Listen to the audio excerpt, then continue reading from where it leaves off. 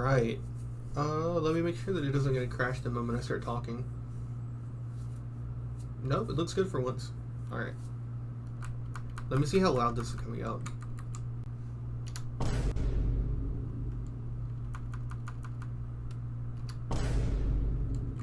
Okay, it's a little quiet.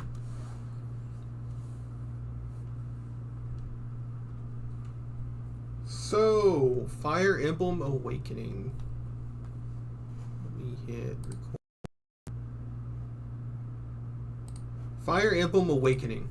I have played over the past month and a half, probably about 300, 400 hours in this on mostly hard casual. I've also played hard classic. I've done normal classic and normal casual, and I tried lunatic, but it wasn't very fun. I didn't really enjoy the difficulty spike. But this tier list will be for if you want to get into Fire Emblem Awakening on anything past normal casual. Because honestly, as long as you can make it to chapter 25, I think that you probably can make it to 25 with no issues on normal casual. Even if this is your first time. Even if this is your first game, because it was mine, and I didn't have any troubles until 25. I'm going to be recording this, so I'm not going to play any background audio. But this tier list will have a few criteria. I think the most important thing to establish is what we're doing, what we're playing. I'm going to be discussing the game as if you're trying to beat Grima. So all 25 story chapters and then end game Grima. I'm going to assume that you want to see the paralogs, which you do need to get supports for. And I'm going to assume that you don't have the DLC or spot pass, because this is the year of our Lord 2025. And it's either impossible to get it legitimately or incredibly difficult to actually put DLC on Citra. So I'm not going to consider that you have the DLC. Otherwise, with the DLC, you can infinitely grind with no consequence, and the entire tier list does become pointless. But just know that.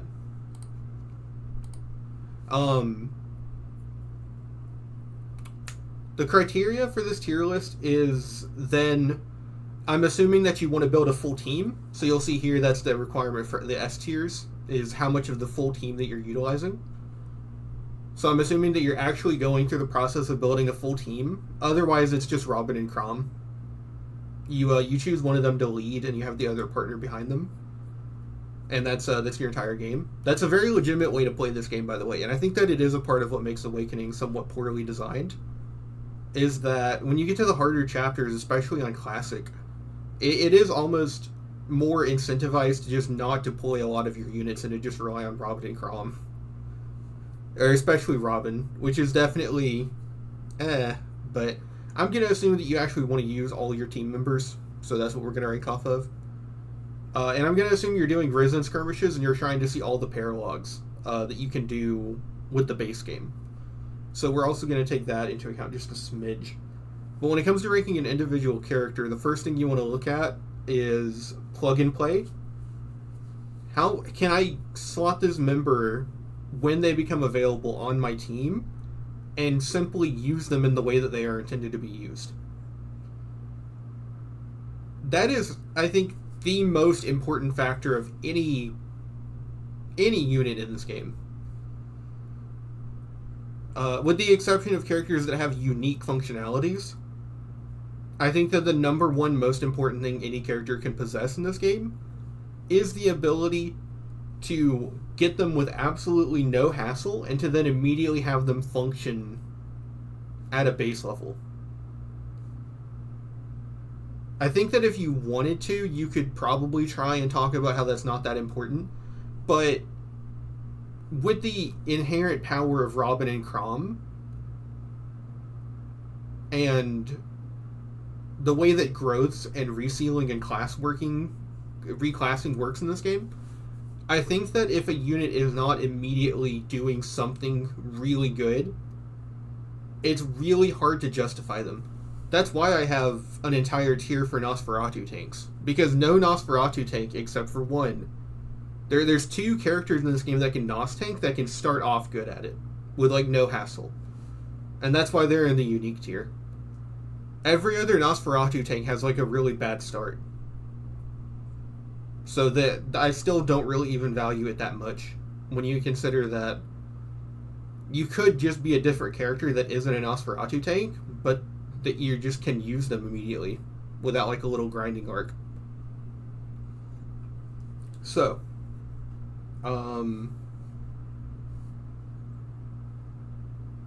actually, I wrote this down. Let me look and see if there's anything else I should mention beforehand, but I think that was everything.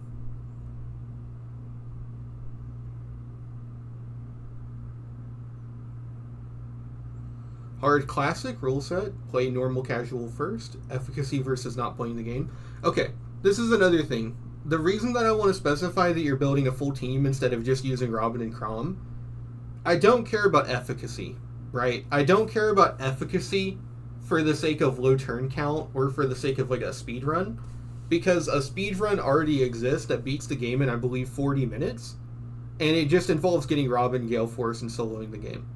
If you want to talk about efficiency at all, and I mean like if you want to bring up the word efficiency and you're not a speedrunner, then I kind of don't care what you have to say. And your opinion is worthless to me. Full team, plug and play, investment units, favoritism, no bad units. There is no C tier or below, because every unit in this game is good. I don't think that there's even really an average tier. I think that there is genuinely no bad units in the game. The worst means the worst, not bad. So, without further ado, Chrom is S+. He has one unique quality that he shares with Robin, and that he's a fail condition.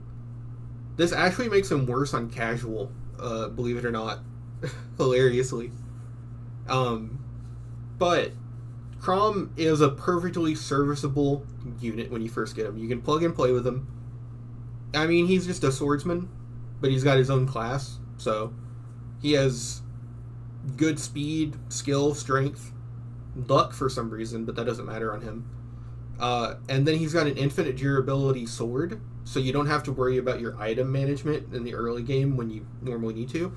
His sword is also iron strength, so you can skip the bronze weapon rank, which is nice. He has access to the convoy, which actually does become sort of relevant, because he's one of the only characters that can kind of just infinitely stall if you have enough healing items in the convoy. And all you have to do is just remember to buy the healing items, but like, as long as there's like 20 vulneraries, he can just heal for 20 turns straight and never die. Which means that if you need to do something else on a map without killing the person, you can just remove his weapon and just have him stand there and heal infinitely. Which is like a very unique functionality to Chrom that not too many other characters can use, because Armstrift doesn't affect usable items. So, like, even if you reach 100% Armstrift with a character, they still go through their healing items. So, Chrom is one of the only characters that can stall for that long without damaging the opponent. He has a good class set. Just Lord, Great Lord generically is pretty good. You're going to get Dual Strike Plus, Charm, Aether, and Rightful King, which are, I mean, they're just simple, good abilities for a simple unit that just wants to hit things. I think that was obviously the point with how they designed him. He's a really, really good backpack because of Dual Strike. If you backpack an S support with him, he's like, I think 87% guaranteed to attack. I think slightly higher if you have someone with dual support. When I had him with Maribel, I remember I think he had about 90% chance to hit, which was crazy. That leads into another thing. His Falchion is effective against Wyverns, which is nice early on. But he gets the Exalted Falchion, which is a Grima killer. Grima's the final boss who resists like all normal weapons. And yeah, having him backpack off of like Sumiya with a Brave Lance gives him like 90% chances to hit Grima. It's really easy to one-turn Grima with a Brave Lance Sumiya with a Exalted Falchion Chrom as a backpack. And Chrom isn't really all that hard to get there either. Like, you just really realistically need to get him like 20 levels as a lord, and then get him to Aether, and he's probably a good Grima backpack. On casual, where you have more lenient XP, I get him 20 levels of Lord, 20 levels of Great Lord, and then usually kind of have him backpack people for the rest of the game. But the fact that Great Lord gives you lance access means that you're always neutral on the weapon triangle. It gives you really good effective item usage too, because like lances have beast killers, and then rapiers are Lord available only, so that's your armor piercing. So you don't have to use up the armor slayers that like the rest of your team is like starving for. You just get to actually use the rapier. And then you get javelins too, so you've got 1-2 range access once you promote. He's also got decent reclassing. You can go to Great Knight for Luna. It just sucks to be... I don't know. I just don't like how it looks. I know that's a very, very shallow reason for it, but I don't really like how he looks on any horse. Especially, I just don't like the Great Knight look in this game, personally. But getting Luna is really good for Chrom. Getting Luna makes Chrom so significantly better. And if you go the Cavalier route to get Luna, then you also get Discipline and Outdoor Fighter. So you get to build up your Lance rank really quickly. With Discipline, you'll actually be able to hit A in Lance and Swords by the end of the game, so you can slap like Brave weapons on this guy and like gun gear. Chrom is really good. Chrom is really good. The only problem with Chrom seems to be that I think it might just be his defenses, but it feels like the AI knows he's a lose condition. Because on casual, I've definitely noticed that the AI will just straight up ignore enemies it could have killed and will go and gangbang Chrom. Whereas they could have scored like 1 or 2 individual kills and then went on to attack Chrom after. Instead, the AI pulls all of its resources into one after another going after Chrom. Which I think is it knowing that it can win the war of attrition and cause a game over. But on Classic, that doesn't matter as much if you're resetting for every death.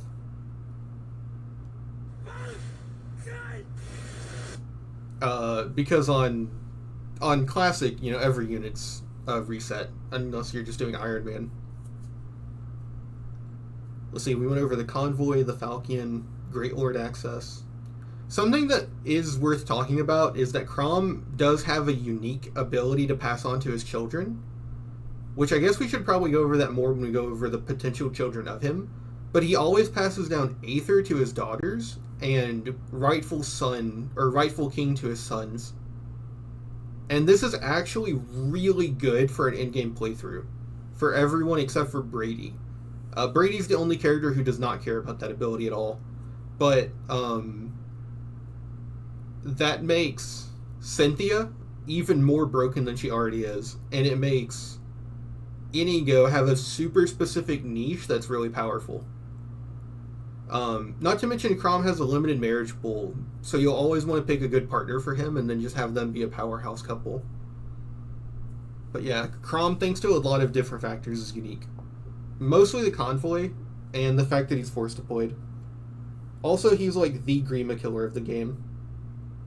It's not impossible without him, but it's definitely easier.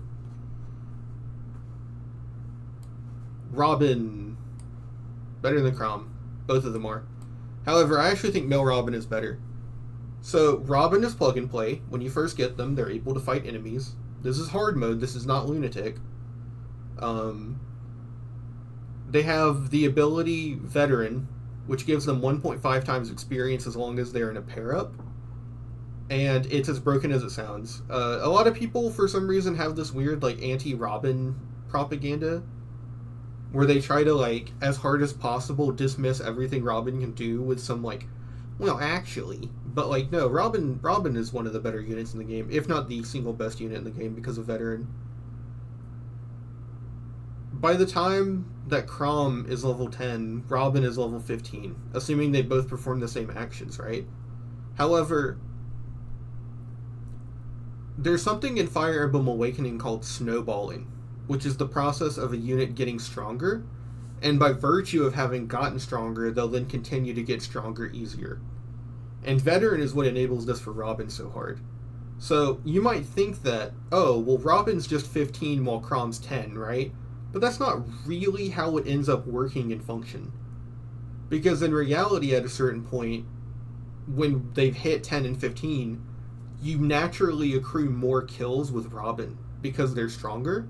So the disparity becomes, instead of, Chrom is 12, Robin is, 16?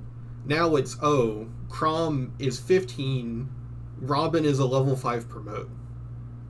Right.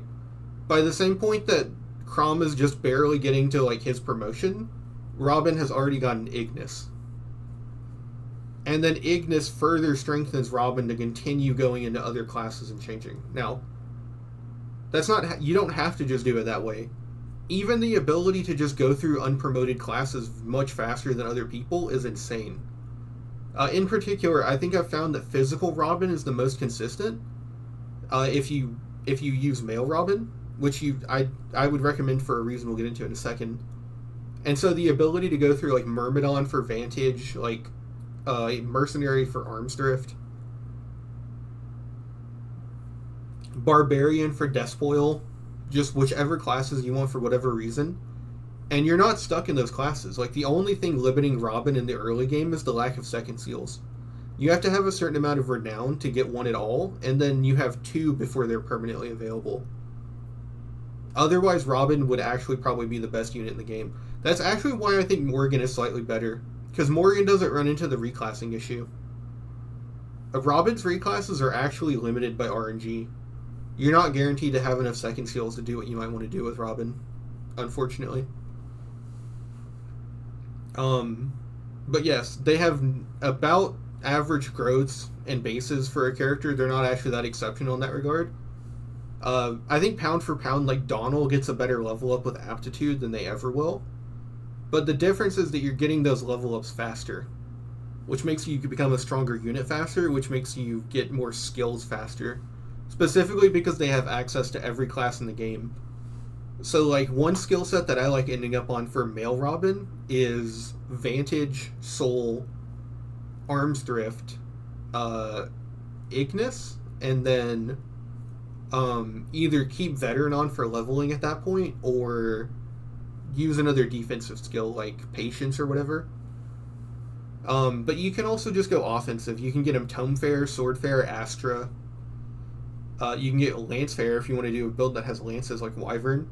You can get all the defensive abilities like Pavis and Aegis if you want to further build on his defensive abilities. Vengeance, if you want to make Vengeance Soul. Although it's kind of counterintuitive, but it does keep you healthier easier. The point is just that you can go in any direction you want and build this super collage of skills. Obviously, I think magically the strongest path is to become a Nosferatu tank, so you still want to get those skills of Armsdrift, Vantage, and Soul, but then you would go to Dark Mage, or you would then get Tome Fair, and then go to Dark Mage for Vengeance. But Robin is just a good stat ball, right? They actually don't have a better ceiling. They don't have that much of a dramatically better ceiling than a lot of characters do, surprisingly, right? But it's not about their ceiling, right? It's about the moment you have them, they're perfectly adequate, and then they just get out of control, and they stay out of control relative to wherever you are in the game due to Veteran.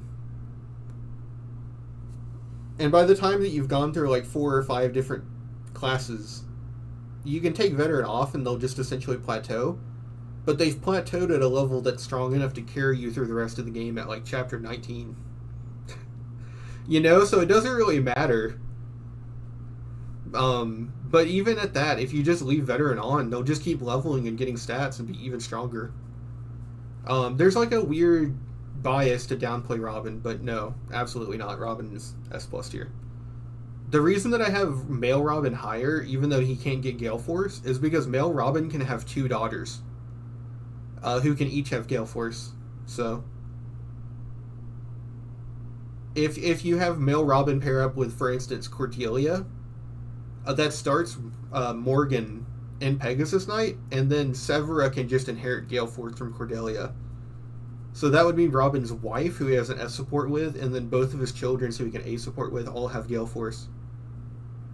So, it doesn't even really matter that male Robin doesn't have Gale Force, because he can just backpack onto his Gale Force children, who are all going to be super freaks because of Veteran getting passed down to them. Not to mention he passes down every class. So even if you don't really want to use like the straight mercenary to hero pipeline for Severa, like you wanted her to do something else, I mean she can just do it. Like what if you wanted Severa to be like a war cleric? Well, now she can, you know? And the fact that his insane god stats that he has at that point in the game are going to get translated to them, as well as veteran letting them snowball really quickly too, because all the generation 2 units come at level 10 unpromoted, so they'll take super advantage of veteran, like even more than he can, which is actually why I think as long as you choose someone other than like Olivia as his mom, or as the mom for Morgan should always outpace Robin. I think Olivia is the only person that holds down Morgan enough that Morgan doesn't outpace Robin. Just really funny. But yeah. Robin S+ tier.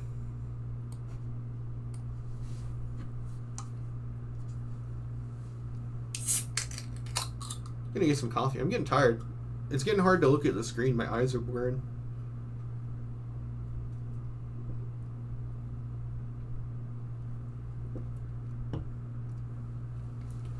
Lisa's S tier, for sure. I don't think she offers anything too unique, but you don't really need to offer something unique if what you offer is incredibly powerful. She's your healer from day one. Literally the first chapter that she's there, she's a healer. That's already good. That's good enough.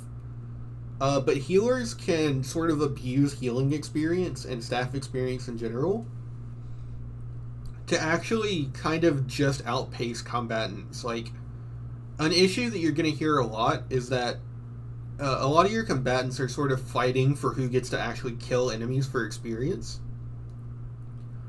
And Lisa will never have that issue, because Lisa can always heal every ally that she wants to, and she can always just use rescue abuse. Rescue staves are available after chapter 12 to be bought, and I've never seen one rescue staff not give any character, regardless of whether or not they've hit the level plateau, a full level of experience. They're E-rank too, so any character with staff access can essentially buy levels with rescue staffs. It does get expensive, so I wouldn't recommend having like 6 people on your team do it. But even just like naturally using Lisa, I've gotten Lisa all the way to the level 20 cap before rescue staffs were available, just from having her like actually heal the team. You can make the argument that it's not worth trying to do that about like abusing rescue experience because you get Libra, but I also don't see any problem with just having Lisa really high level and having Lisa and Libra. Right? A trap that I think a lot of people fall into with Awakening characters is that, and I do this on hard casual just to limit myself and not abuse it for like certain archetypes, but like you don't have to just have one healer on the team. You can have 2. And like there's no promoted class that can't attack. Like getting Lisa crazy cleric levels does not hurt her when she becomes a sage. Like, she's stuck with E-tomes, but like honestly with her insane magic growths and the fact that enemies tend to have much lower res on average than defense anyways, like a level 1 sage Lisa is probably about as combat effective as like a level the Libra that you get in chapter 9. Like, even though he's got like C axes or whatever, just because like his physical stats aren't going to be what Lisa's magic stat is. And with Libra, you have to get him to at least 10 to cross promote over to Sage, right?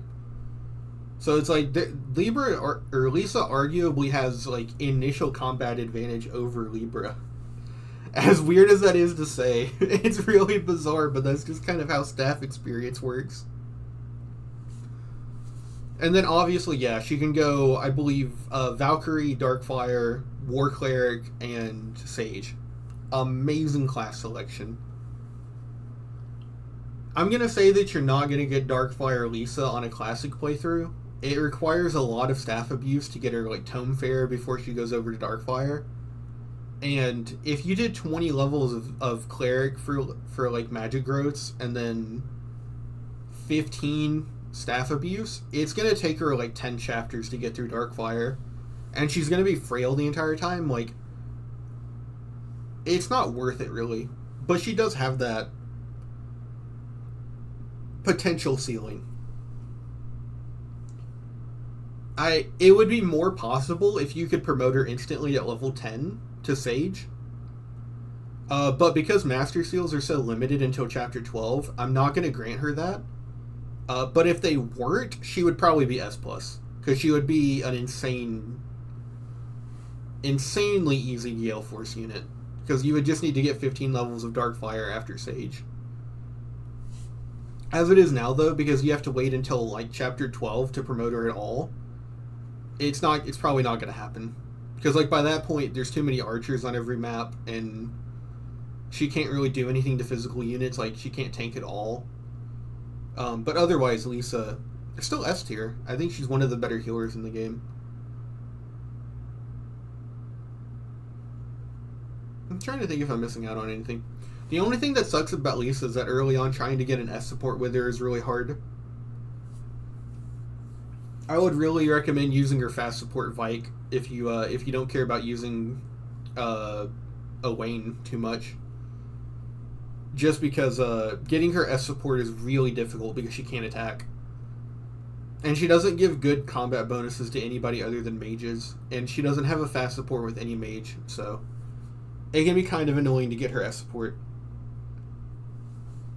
But that's not too big of a deal. Frederick is S tier 2. Frederick is a character that I hate because I hate that Awakening is designed around juggernauting. Freddy is like the embodiment of that.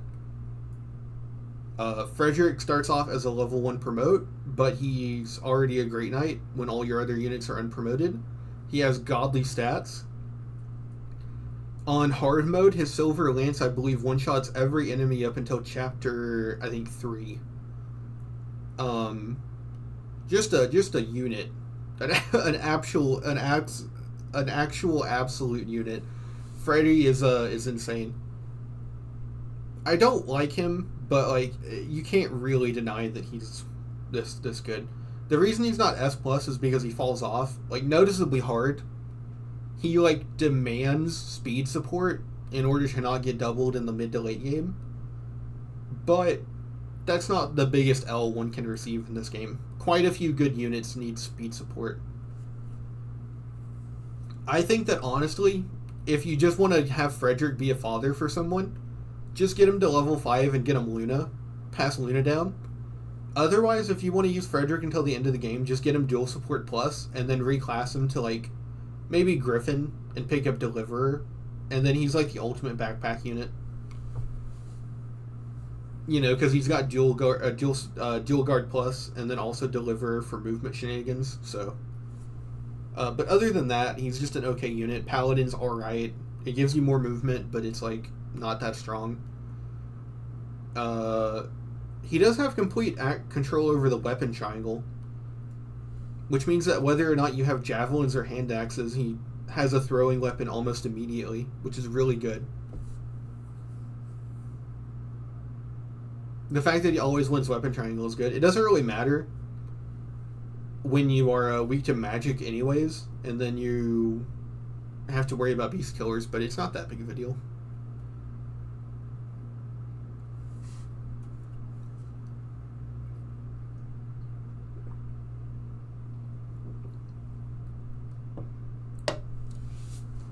Now, if you play on Classic, I would say that Frederick is an experience hog. It is a little difficult to not have Frederick be killing enemies, just because of his stats being so much higher, and it kind of teaches you that Awakening is designed in such a way as to always use one really strong unit and then have all your other units like support it or steal kills off of it. Which, I mean, the fact that you start with Frederick and then Robin snowballs out of control, and Robin is like the main character of the game in terms of gameplay, is like, it's kind of like that embodied. But I don't think Frederick being an XP hog is as bad as it sounds. It will prevent your team from getting stronger. The fact that they don't hit that early point where they can kind of start fighting on their own means that they'll sort of need help the whole game. They'll never really surpass the enemy curve, except for Robin. But another way to think about it if you're playing on Classic is that if Frederick kills an enemy, that enemy can't kill your units. So even though your units aren't getting that experience, they still have more opportunities for experience now. Whereas without Frederick, I think a lot more of your units would just die. I don't know how else to put it. Frederick is like necessary. He's like a core part of the game. So as much as I dislike him, he can't go any lower than S. Speaking of someone that can go lower than S, Sully. Sully is like, okay, she is just a pound for pound better Frederick at her ceiling, right? But does she start there? No. Like, a level 15 Great Knight Sully is like shitting on level 15 Great Knight Frederick. Like, unquestionably. And to like a pretty extreme degree, too. It's crazy. But you don't start with level 1 Great Knight Sully. You start with a level 2 Cavalier Sully. And level 2 Cavalier Sully is not that great. She's like the world's most okay paladin if you go to the Great Knight line first. She actually has a bunch of interesting classes. Like, she has Myrmidon, so you can make her a Swordsmaster or an Assassin. But if you wanted to do that, you'd likely want to go get Vantage, but you're not going to be able to second seal her around early, right? Because your second seals are limited and RNG based, so I can't really give you that she's going to, like, second seal and, like, turn into something crazy like that. She's kind of stuck being a Cavalier until the Master Seals are available. And then she can either go Paladin or Great Knight. So, like, you probably want to do Great Knight first for Luna, maybe Dual Guard, and then second seal her over to Paladin once you can. And, I mean, she's, like, the world's most okay unit. She's strong. She's not fast, actually. She was actually, like, on a casual run where you end up over-leveled if you play on casual. Just because you can throw units at the wall with Reckless Abandon so they get more experience. Even on that run, Sully was really not doubling. She was actually getting doubled a little bit. But I mean, she is one of Crom's only potential marriage candidates, which I think makes her better than she would otherwise be. She has a good relationship with Crom because of the fact that she'll get to 15 with Dual Guard and he'll get to 15 with Dual Strike. And it means that as a pair-up bot with S support, they're just like really insane together. But honestly, she's just not worth it for Crom. I would recommend Sumia. Crom is okay for your kill, but Crom doesn't give Kel any classes that Sully doesn't, I think, other than Archer. So, it's kind of bad for Kel if Crom is her father, to be fair. But, it could be worse, I guess. They at least have good early game dynamics with her pair-up bonuses and all that jazz.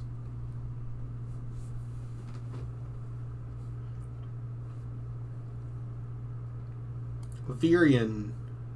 I would say Virion is actually pretty good when you first get him.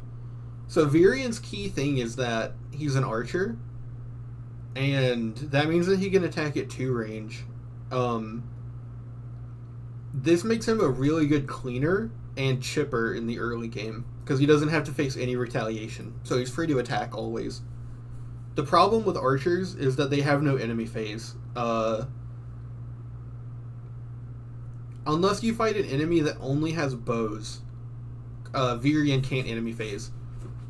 He can't attack at 1-2 range ever, so he's stuck in this situation where he's better at cleaning than other units, but if he fails to clean, then he's in more danger than any other unit. It's kind of cool. But it just results in him falling off, because not having an enemy phase is incredibly detrimental in this game, of all games. I say that like I played the others, but I just mean, in general, I feel like more combat happens on enemy phase than player phase at a certain point. So the fact that you give up an entire, like, more than half of your combat ability, is it really worth it? As an archer class, you'll have longbow access, but again, you don't have reliable access to infinite longbows, so that's not really something you can build an entire character around.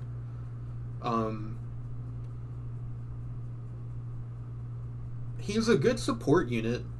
His high skill means he's more likely to dual strike, but he's just not going to build up enough experience to stay with you the entire time unless you're feeding it to him. And eventually the fact that he doesn't have an enemy phase means that he either has to become like a backpack for someone else permanently, or he's just going to get benched. But especially early on, when there's like no mages on any of the maps, he's really good. Stall. Where'd I put Sully? He's right behind Sully.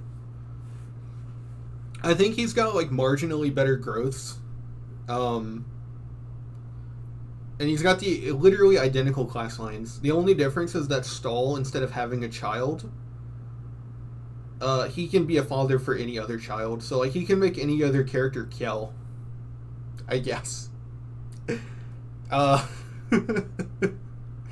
I don't really know why you'd want that, TBH. He passes down Luna, I guess, which is cool. But he's got the same problem. They start off with, like, I think they each start off with, like, one bronze weapon rank, and the other one's, like, about to hit D. I don't quite remember. His portrait creeps me out. He looks like he's, like, killed someone. He looks like he's done something illegal. He's got that, like, really vacant expression on his face. Vike is better than Robin, right? So the problem with Vike is that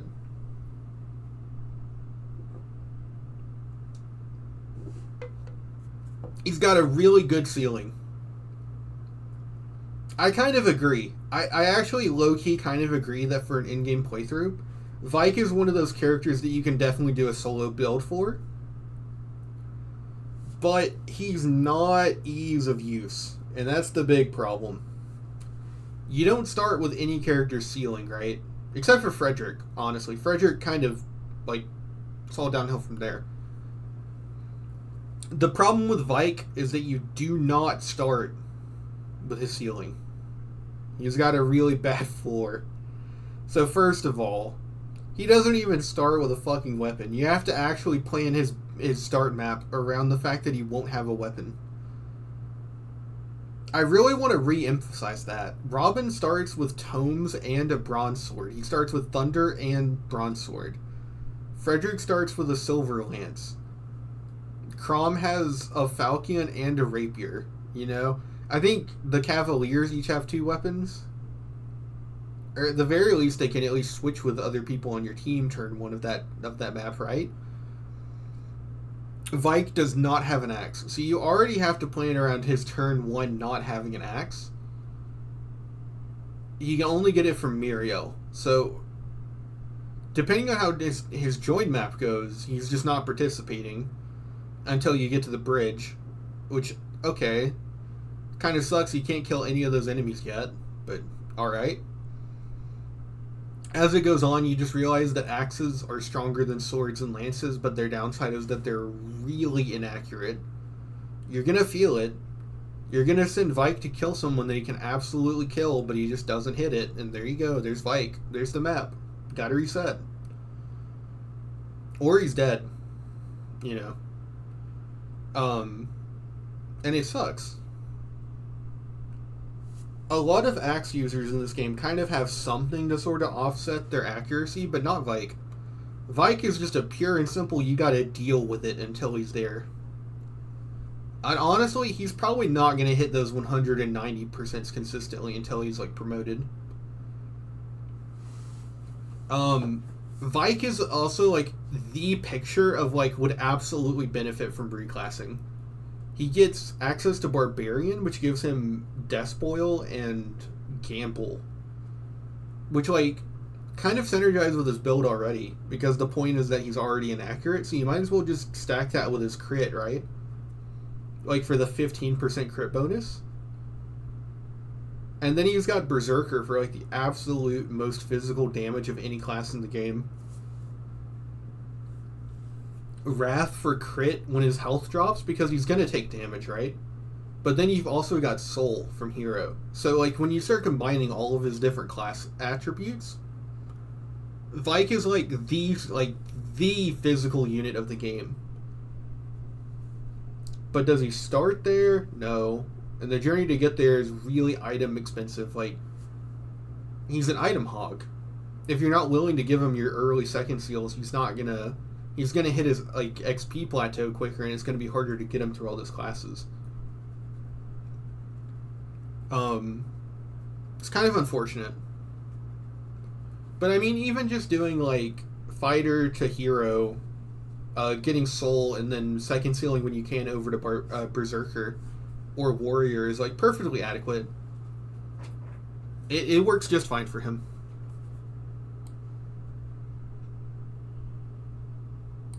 I'd put him at rough start because he's incredibly strong when he gets going. His ceiling is like one of the best in the game, but you don't start there, and you have limited items, so I can't put him there. Muriel is a perfectly viable Nosferatu tank. The only issue is that she doesn't start as a Dark Mage or with Nosferatu tomes available, which means that you gotta get her there. You can either do 10 levels in Mage and then use your early second seal on her, which is pointless because you don't get Nosferatu tomes buyable until chapter 13, so... I actually think the best use of Muriel is probably going to be just getting through Mage and Sage for Tome Fair, and then second sealing over directly to Sorcerer. Focus works really well with her Nosferatu abilities too, because it gives her crit when she's alone, and you want to use Nosferatu tanks alone. You want them to like take care of like parts of the map so that your other team can focus on other parts. Her growths essentially just mean that she's like better Tharja. If you use her from when she's available in Chapter 2, she's just going to be better than Tharja whenever she shows up. Same with Rickon, because he's the other early mage. If you just use her until Chapter 5, she'll be better. So, I think Muriel is probably your best, like, light magic user, like, not dark mage. Let me look at this.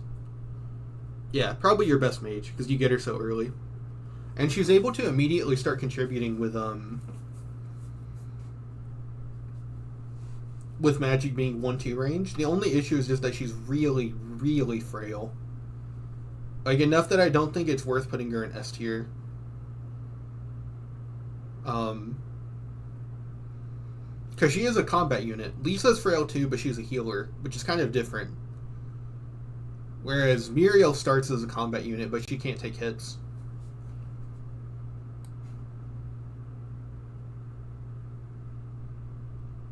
Sumi is S tier. I don't think this is really up for discussion. So, I guess she does lack the element of plug and play, that she's not that strong and she's very frail. Just like I said for Muriel. But I think there's a key difference here. Her extreme range, as in her movement, gives her the flexibility to be a good cleaner. Like, the fact that she can move more distance means that she'll be given more opportunities to finish off enemies while still staying out of their range on enemy phase.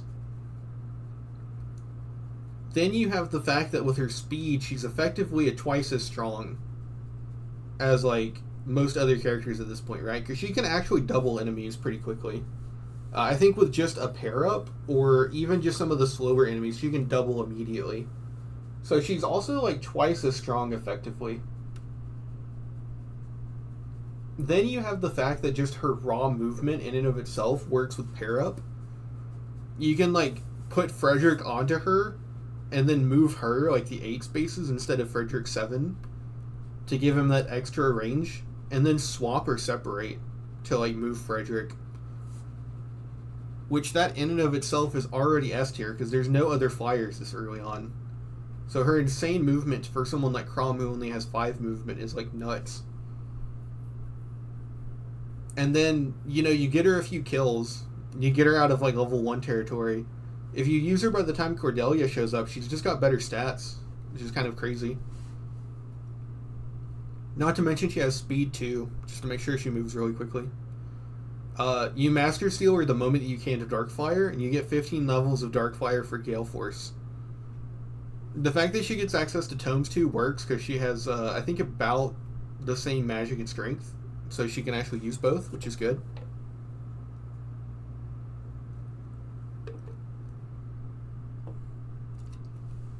And then once you get Gale Force on her, she's one of your elite units. Gale Force lets you move twice in a row if you kill an enemy. So you kill an enemy and then Gale Force activates and you have another turn.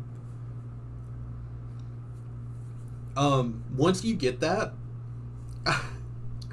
I think the actual pipeline for Sumiya is that you get Gale Force, you go over to Sage, you staff abuse to 15 for Tome Fair, and then you go back to Falcon Knight and you staff abuse for Lance Fair. And then you actually go back over to Darkfire. As weird as it might sound, Sumiya has like a really, really fun pipeline for doing that. Because you can get all those levels of staff experience abuse, like rescue staffing. And Sumiya becomes like one of your most devastating powerhouses in the game. An extra 5 strength whenever she attacks is kind of crazy for how many levels she'll get. She becomes like one of the best units in the game, but that is intentionally feeding her a ton of experience. To an extent, they can at times be detrimental to your team, both in terms of kills early on and like the amount of money it costs to buy that many staffs. But I swear, man, if you get that Darkfire Sumiya with both Lance Fair and Tome Fair, she kind of becomes like one of the most cracked units in the fucking game. The other crazy thing is that I think she's the best parent for Lucina. The best that I think you can expect for any parent to pass down to Lucina is probably their level 5 promoted skill. And even then, probably not, right? Depending, but like, that means that the only competition she has is Luna from Sully.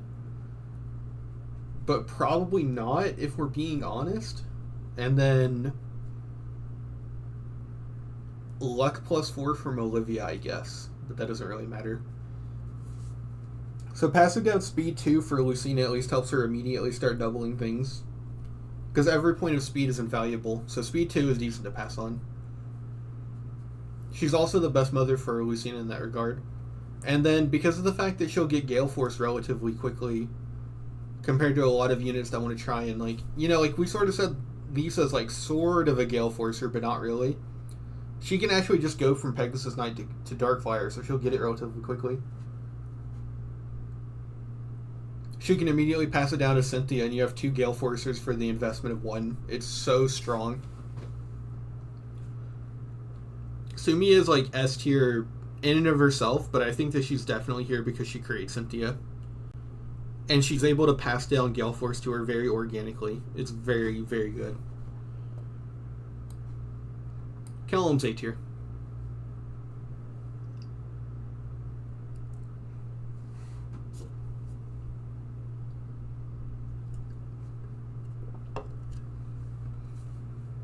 Just immediately very bulky, very strong, very simple. Now I do have issues with the Great Knight, or not Great Knight, but the General class in this game and the Knight class. But they don't really apply to Kellum, because Kellum comes in the early game. He's also over-leveled when you get him. I think most of your units that aren't Crom or Robin are going to be like level 3 or 4. He's level 5, so like, I think he's kind of avoiding some of his issues by just level inflation. But also early on, enemies just don't have the stats to chew through him. And so, like, until about, like, the chapter you get Mirabelle, he's just going to be invulnerable. He's pretty good for that. But eventually, the issues with Knight class start popping up. He starts getting doubled. You start actually having to fight mages in, like, every map. And eventually effective weapons show up, too. And it's just kind of, like, Jover for him.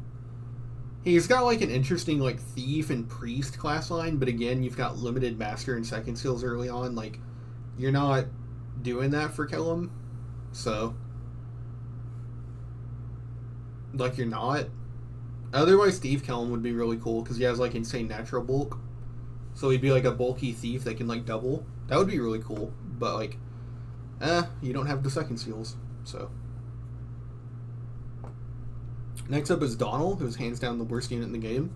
So, like, Donald is really interesting in particular. There's like this weird split where you either love or hate Donald. I fall on the side of hating him, but I do like things about him. So Donald has like a bad start, like a comically bad start. Let me look this up.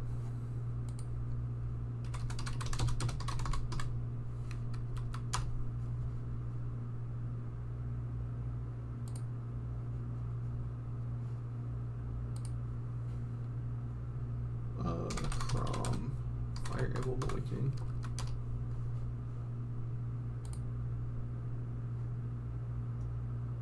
Okay. So, you get Donald after completing Chapter 3, which meant that you did the Prologue, Chapter 1, Chapter 2, and Chapter 3. 4 maps, right?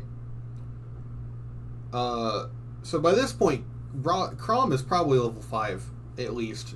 I've actually had Crom almost at level 10 by this point, just by focusing on him. This is what he starts with: 4 strength, 2 skill, 3 speed, 3 defense, 11 luck. This is awful, right? Compare this to Crom at level 1. 7 strength, 8 skill, 8 speed, 5 luck, 7 defense. In a resistance, right? This is 1-to-1, but then Crom is probably on top of this gotten like 5 to 10 levels in that same amount of time, right? And Crom's growths are not horrible.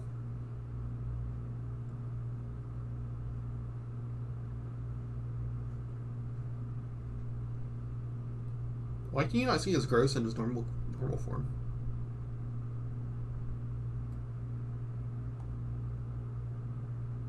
Huh.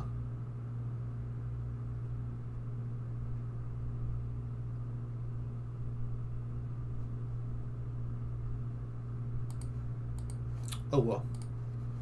The point is, level 1 Crom shits on level 1 Donald. And you get Donald at level 1 when Crom is like level 5 or level 10, somewhere in there, somewhere in that range, right? So it's just not good. The enemies have gotten too strong. You can't fight them with Donald. You have to like meticulously feed him experience in order for him to level up. It's not fun. It's miserable. And further than being just miserable, it's actively detrimental to your team. Because it means they're not getting those kills. All the kills that you feed to specifically Donald could be fed between like Vike and Muriel and Sumia and Robin and Crom. You know? And the crazier thing is that his growths aren't even that crazy while he's in Villager. So you have to get him the 10 levels through Villager, then you have to reclass him to another class, probably Mercenary, right? Because you want Arms Drift. And then he starts with E Swords. So you start with E Lances, which means you're stuck with Bronze Lances, the worst in the game. Then you have to get him out of Villager into Mercenary, which is absolutely annoying to do. It's miserable. And then he starts with E-Swords. Not that bad, but it's still aggravating. And the funny thing is that due to his promotion line, no matter which route you go, he'll always end up with a promotion that ends up making it so that he has to have an E weapon rank. Because he'll either go warrior or what is it, fighter or mercenary to hero, which would be swords or axes, depending on which class he started with, or warrior or bow knight, which will give him bows. So each time he promotes, he has to start with a new weapon rank at E. And you do have to promote him. You can't keep him unpromoted for too long because he has really limited caps on his stats. So he's not only really experience intensive, like to the point to where he's taking it away from the rest of your team, he's actively also item like needy. Like, depending on your RNG, using Donald is almost like choosing to like make your Robin weaker. And it's like, is all this worth it? Maybe.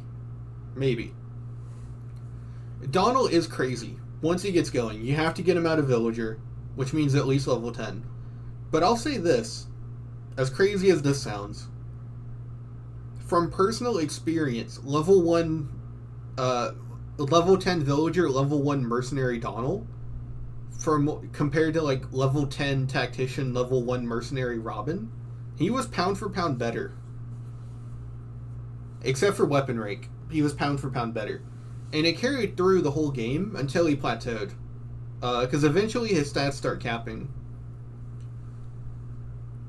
And when that happens, everyone else catches up. But until he plateaus, he is better than anyone else on your team, even Robin. But the thing is, I'd still think Robin is better. Because you've reached that point where they're overpowered easier. Donald is like marginally better than Robin, with like extraordinarily more effort and resources put into him. And I really want to stress how unfun those first 10 levels with Donald are. They're miserable, right? And the thing people try to say about this is that like, oh, forge him a bronze lance, give him some stat boosters, but that's where we kind of fall into the trick of favoritism.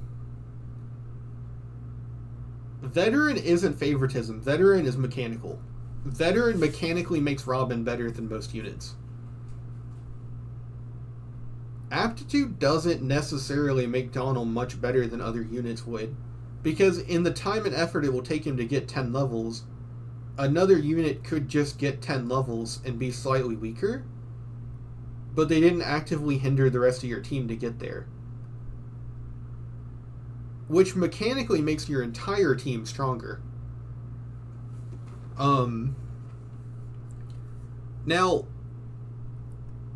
the fact that he is stronger than Robin initially, once he promotes to Mercenary, is kind of interesting. It means that if you were to you grind Donald up, but then stop grinding once you got him, he could honestly carry the game easier than Robin could. But it would require this really specific, intense form of grinding to no grinding that I just really think is disingenuous. I think that trying to say Donald is anything other than the worst unit in the game for any reason other than pure favoritism is completely dishonest. Either that, or it shows that you don't understand how the game works, at a fundamental level. But I've used him myself. He was incredible. He was fun. And the one niche that he does have is he's one of the few characters that can achieve true arms drift. I think... Yeah. Because he'll actually naturally hit his luck cap at 48, and then he can either use a luck rally from Libra, a luck tonic in his inventory, or a partner with 20 or more luck as a backup backpack. At which point Donald has true arms drift, which is useful. I used that in conjunction with a luck tonic and a forged Leaf's Blade to make him a moneymaker. And because of that, I was able to afford a ton more forged weapons for the rest of my team. But it is, you can hit arms drift with other characters, and you also don't need forged weapons. That was more so just overkill. I also specifically had Leaf's Blade, which is RNG to get if you're not using Renown rewards.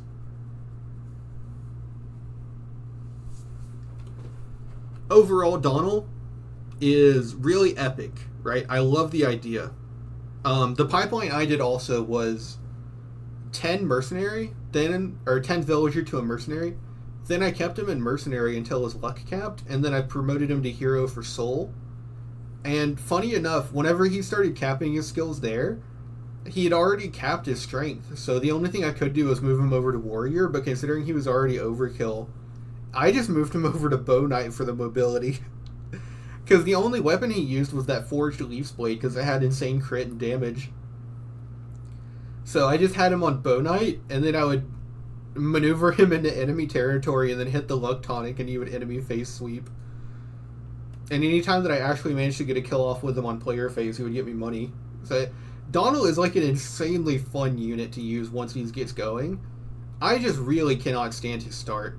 And that idea of like, oh, just use the renowned bullion to forge him a bronze lance. Like, oh, use some of those item boosters that you get early on for him. It's like, why don't I pour those into Vike? Why don't I pour those into Muriel?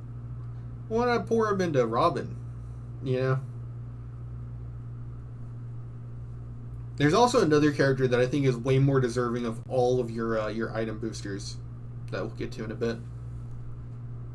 Long Ku.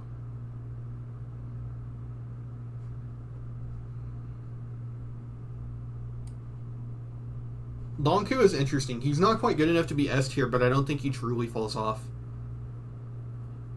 Long Ku starts in Myrmidon, which makes the Swordmaster promotion really easy. Just pick up Aster and Swordfarer and then swap over to Assassin for better stats.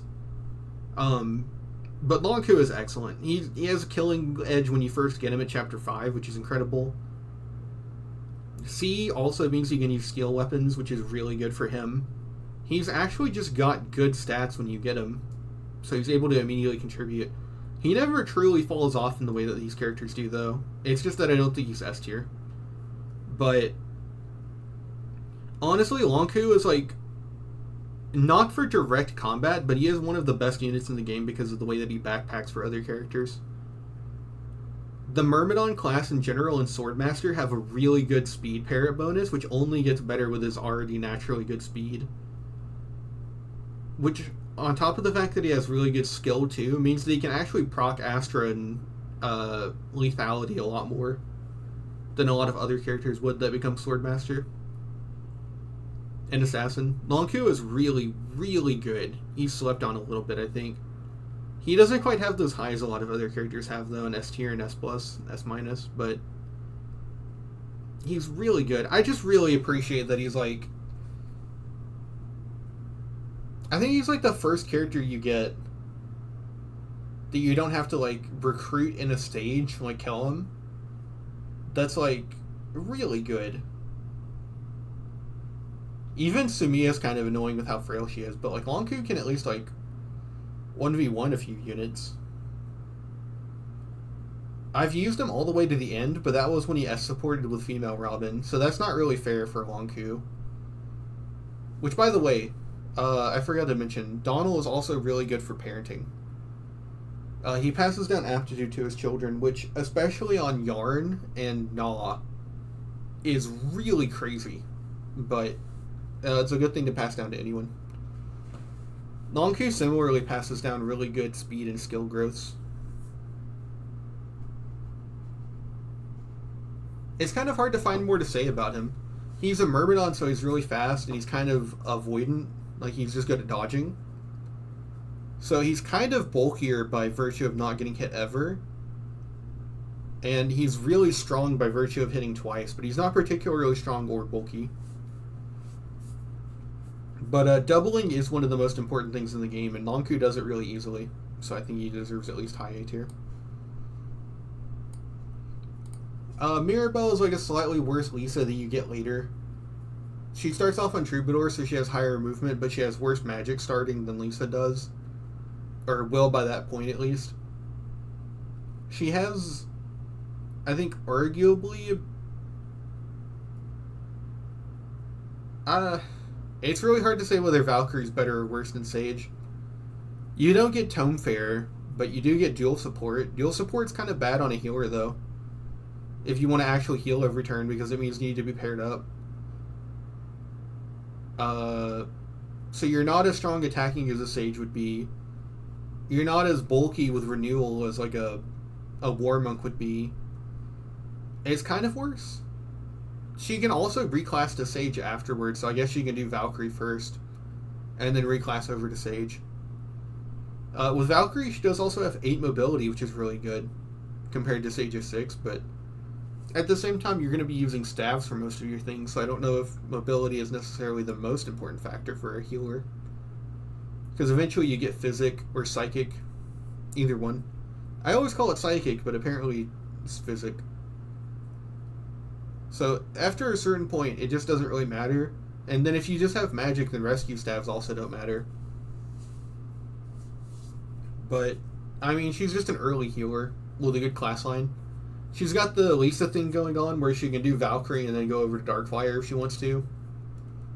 I wouldn't recommend it for her, though. At least Lisa immediately gets Tome Fair to go over to Darkfire, but dual support is like, what are you doing? How are you going to get to Darkfire with dual support? I guess you can put a backpack onto her, but I don't know. I don't know if one rank of support is gonna get you those 15 Darkfire levels. I don't know. She's one of Crom's few potential marriage options, which I think does need to be discussed, because that's obviously where I think dual support comes in the most for her. Is just get her to 15 Valkyrie and then just backpack her onto Crom forever for the dual support bonuses. And with Dual Strike, she's like crazy doubling with him. And then you can obviously just use her Valkyrie movement for Crom. I think that her strongest possible ceiling is that she's Crom's wife. That she's Crom's wife, and she uses all of her like support capabilities for Crom.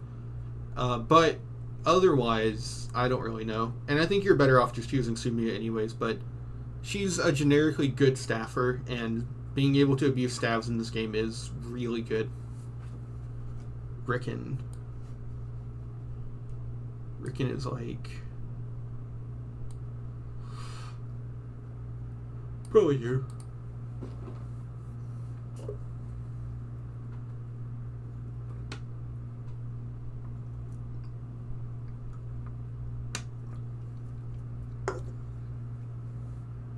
Riken is just pound for pound worse than Muriel if you had used her until you got him.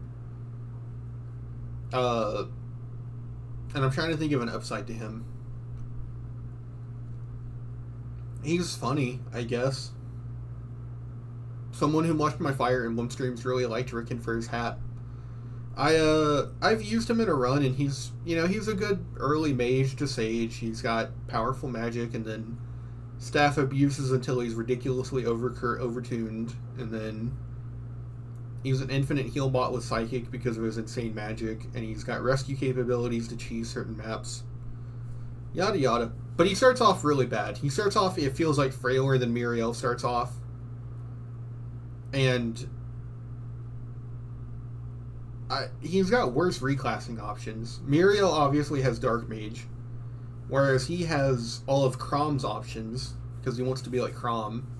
But like in an in-game playthrough, like Cavalier is not doing anything for you.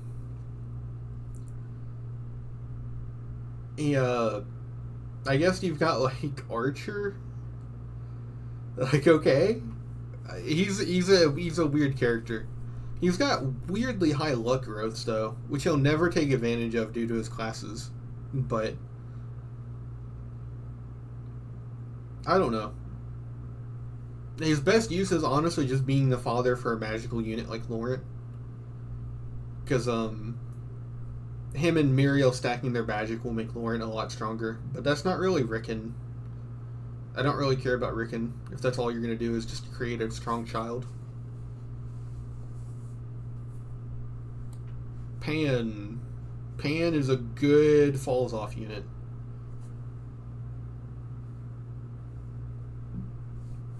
Excuse me. Pan joins on chapter 6.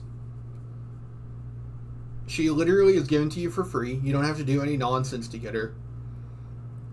Pretty much immediately starts doubling enemies, which is really fucking cool. She's like weirdly evasive, like a Myrmidon. And she's not that frail either. She's just immediately joining in the fray and helping and doubling and stuff, and it's epic. She's her class essentially acts as a promoted class that's unpromoted in terms of experience. So she has like a beast stone that gives her like a promoted class boost when she attacks or defends, but her active class is unpromoted stats wise.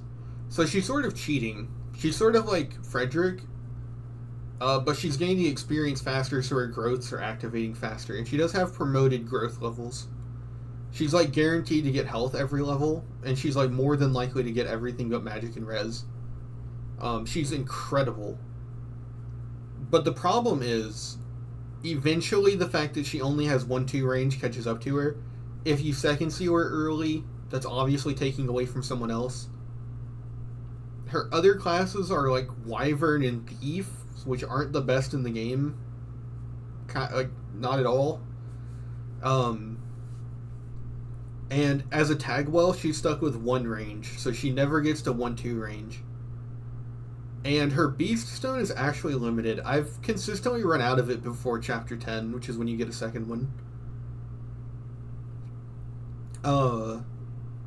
For me, the pipeline has always been getting her to Thief, picking up Block, Touch, and Movement so that she's my Thief for the game, and then getting her Lethality from Assassin before second sealing her back to Tagwell so she can level up again.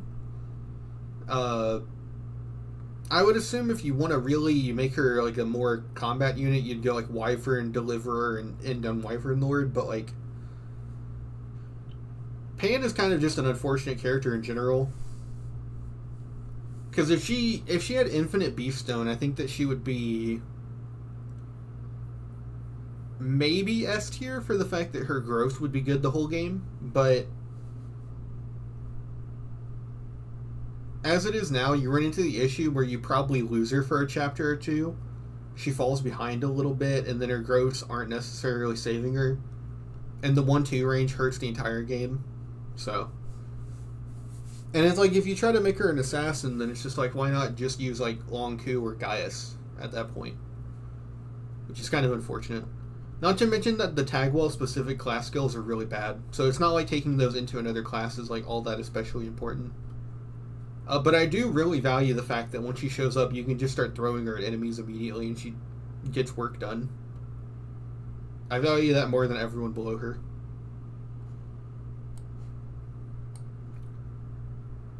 Gaius is like an honorary Falls Off member.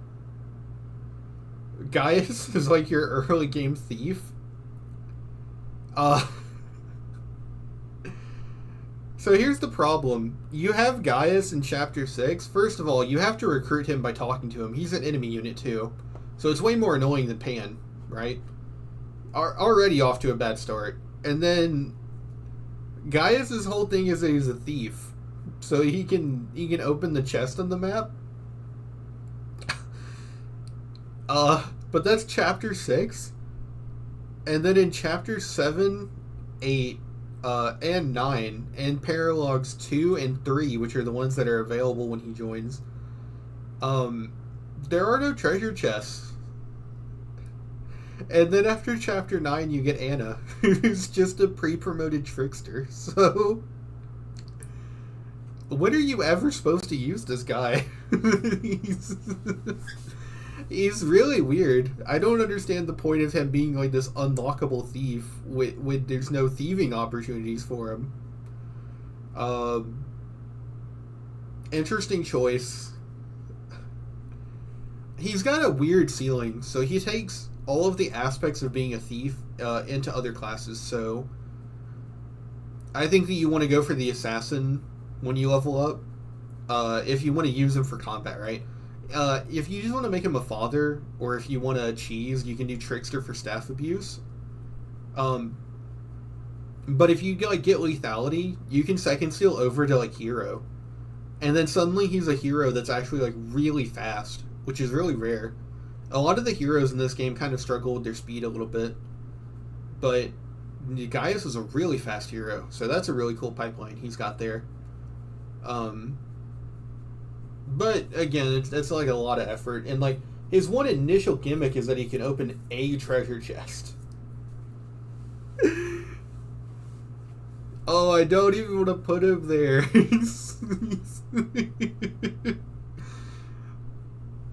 I can't be imagining this. Why does he only unlock one treasure chest in the whole game?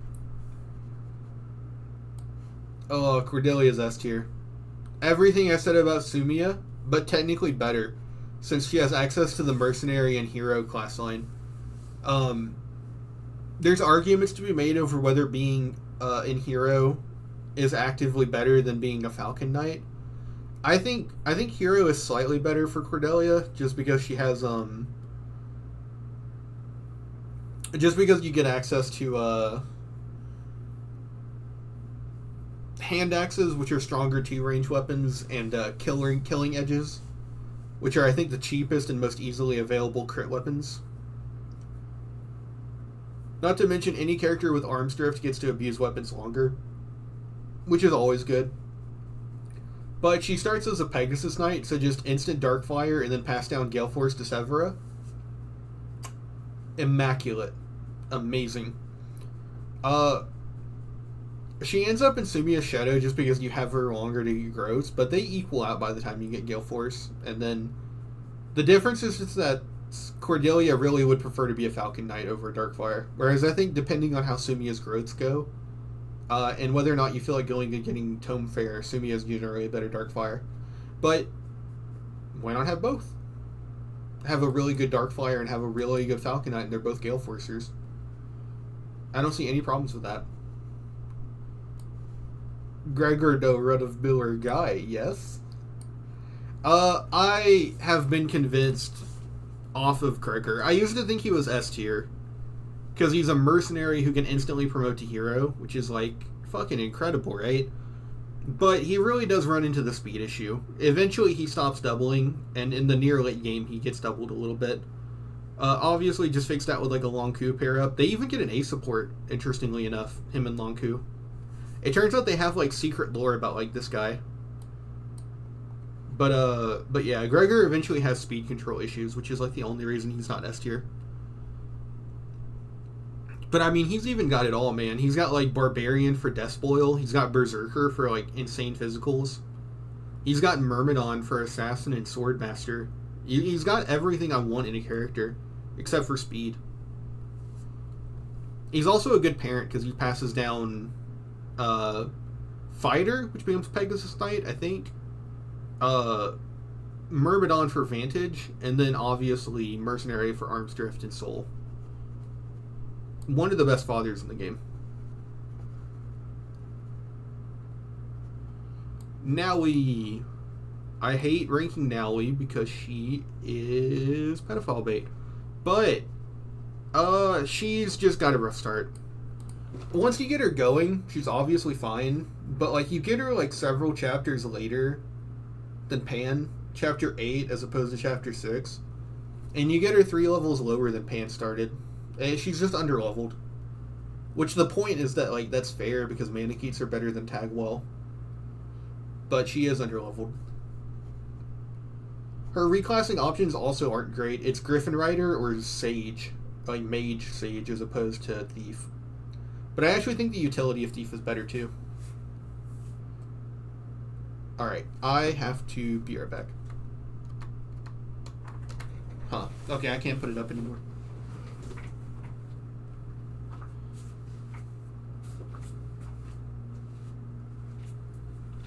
I know how to do this. I'm a genius. Get out of there.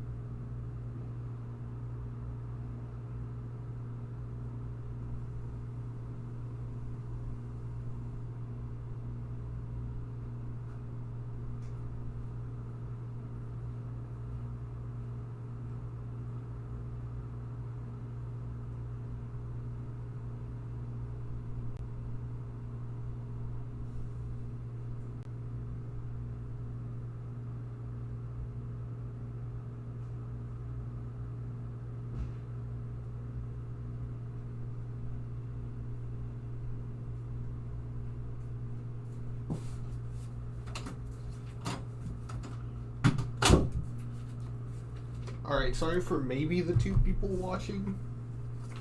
I am back. I have not drinking coffee in a while. I forgot how badly it runs through you. Okay, I actually want to go over now again. I was rushing because I subconsciously had to shit really bad.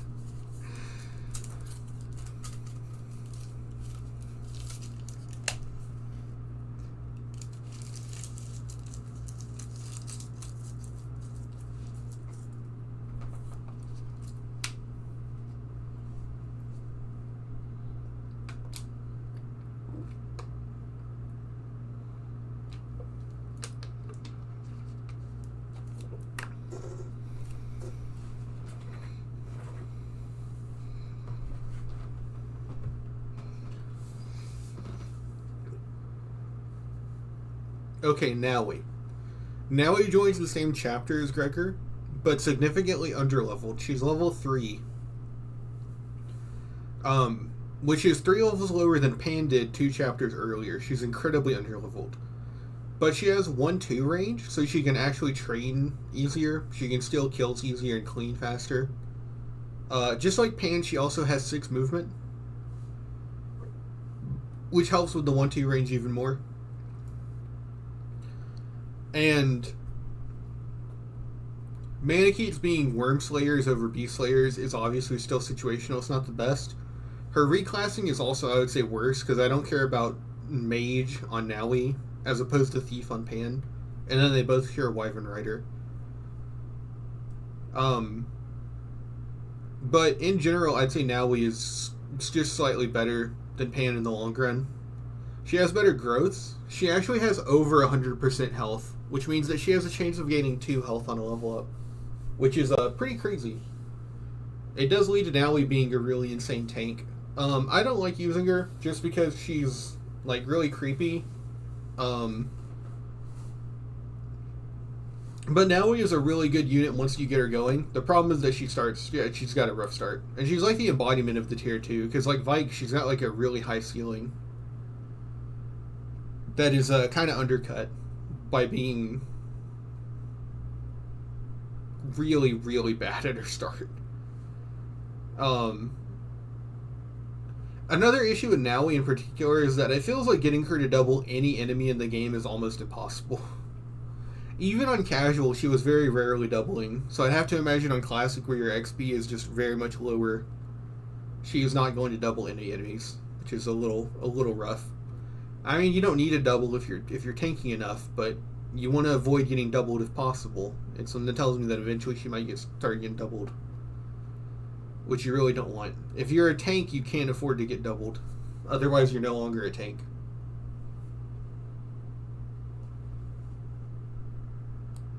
Libra S+ tier. The first pre-promote that you gain outside of Frederick, you start with. He's the first one that you recruit. He starts as a War Monk, which isn't the best class, but he at least starts with good combat because he's a pre-promote. And he has staff access. So not only can he start with like crit axes and hand axes, he's also got access to like healing staves. I think he can automatically do the long range one too, Psychic. But that's not enough to put him in S+, is it? The real reason I think Libra is S+, and I've given this a lot of thought. I haven't personally tested it, but Libra starts from Cleric, right? Or I think it's called Priest since he's a guy. Which gives him Miracle. Miracle keeps you at 1 HP as a random proc off your luck stat. From there, he can grab Renewal while in War Monk, which gives you 30% of your health back at the end of each turn. He can go over to Sage and grab Tome Fair, and then he can finally go over to Dark Mage, Sorcerer, and grab Vengeance and Tome Breaker. Sorry, Tome Fair for +5 from Sage. I don't remember if I said that right. Which makes him a NOS tank, right?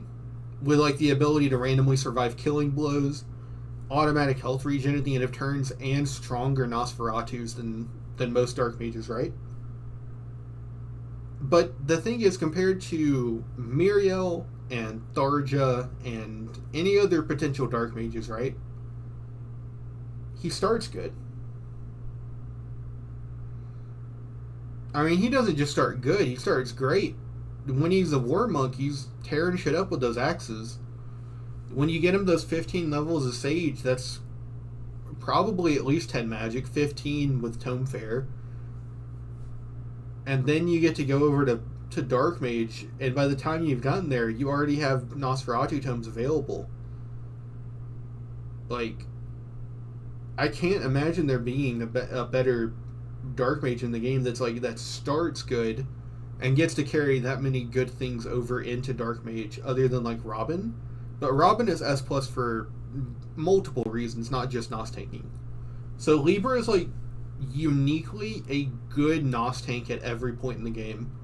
Like, he's good when he's not a Nosferatu tank, and then he becomes one. Which I think is invaluable. But I would like to stress that I think Libra is an S unit, even just being a War Monk and a Sage. Which is how I always use him. I always get him renewal and then move him over to Sage. But the fact that he's got that like really good Dark Mage ceiling is S plus for me. Because every other unit that can become a sorcerer is like has like a weak, frail mage start, like Tharja and Muriel, or needs to like be genetically bred for it, like the second gen units, or doesn't have the magic for it, like Cordelia.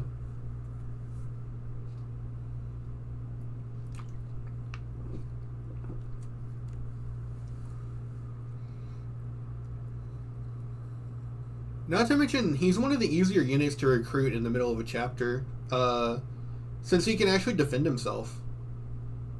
It's pretty cool that he won't like get himself killed. You have like 3 turns to get over to him too. He's not that defenseless. Kind of like kill him. Tharja, it pains me to say this, but I think she's worse than Muriel. If you use Muriel until you get her, I don't think Tharja will ever catch up, and then Muriel at that point will just make a better Nosferatu take. Because you don't start with infinite Nosferatu, you have a limited 20 that you start with, and you'll go through those in no time. Like, that is like one map. And then you're stuck just being a mage until chapter 13.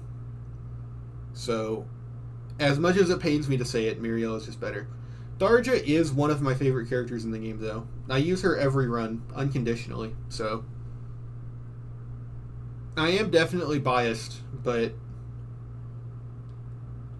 I don't think... No, I don't think she's better than Muriel. She does start with Hex and Anathema, so there is no like second ceiling over to Dark Mage or anything like that, but at the end of the day, she specifically needs Hex and Anathema so much because she has bad skill. Not necessarily because those are just the best abilities ever to have. Like, I don't know how else to put it. Like, Muriel's naturally better skill, and like starting off with like higher magic and the ability to use Tome Fair is like probably cultivating in a Dark Mage that's even the same as like Tharja's once it gets going. I also think in a slight way Muriel's Norit is easier to make into a mage than Tharja's Noir, but that's less important. I'm just trying to be fair. I really like Tharja. She's like a unit that I like refuse not to use, just because I adore her. But like I'm being honest here, she's not S tier. She's S tier in the sense that every Nosferatu tank is. Like once they get going, they're S tier, but they're not before then. Anna starts as a pre-promote. A Trickster, which makes her a thief. That's just better than Gaius. And she has staff access. Yeah, she's like the ultimate support character. I wouldn't recommend using her for combat too long. But like the thing is, even when she joins, she's immediately combat ready. She can fight. She's not invincible, but you know, she can definitely hold her own. And then If you want to lead her into combat, second skill over to Assassin. If you want her to be purely staff support, take her over to Sage. If you want to joke around, I guess make her a sniper. It's pretty cool.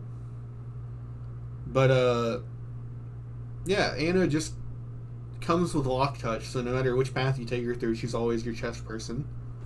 And then she's like got good mix stats to make Trickster work for staff utility and that, so if you want to take advantage of her physicals, like I said, Assassin gives her better skill and speed, and then Sage gives her tomes.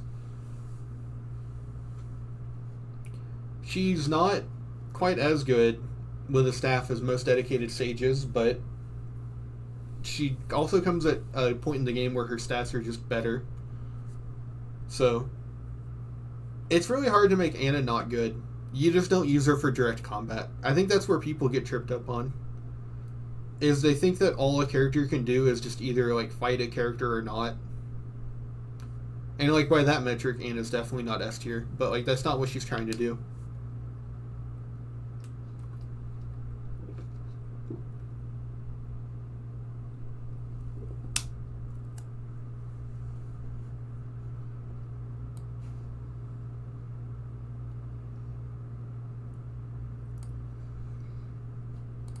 Olivia's S+.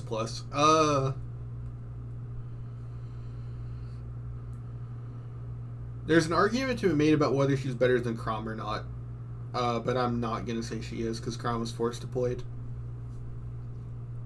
Olivia is a dancer. She makes one unit move twice, which cannot really be understated. The hard limitation for her is that she's worse than the best unit in the game. There's no way she's the best unit in the game. Because if there wasn't a best unit in the game, she couldn't make them move twice. Which is her limitation. She's always number 2 no matter what. But I think she's honestly worse than Robin and Chrom too. I think Chrom is a little more iffy. She might be better than Chrom.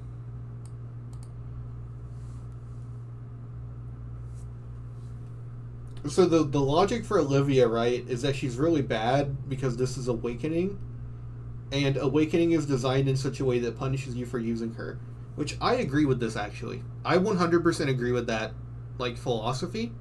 I just think that it's worth using her so much that it's worth learning how Awakening works to use her.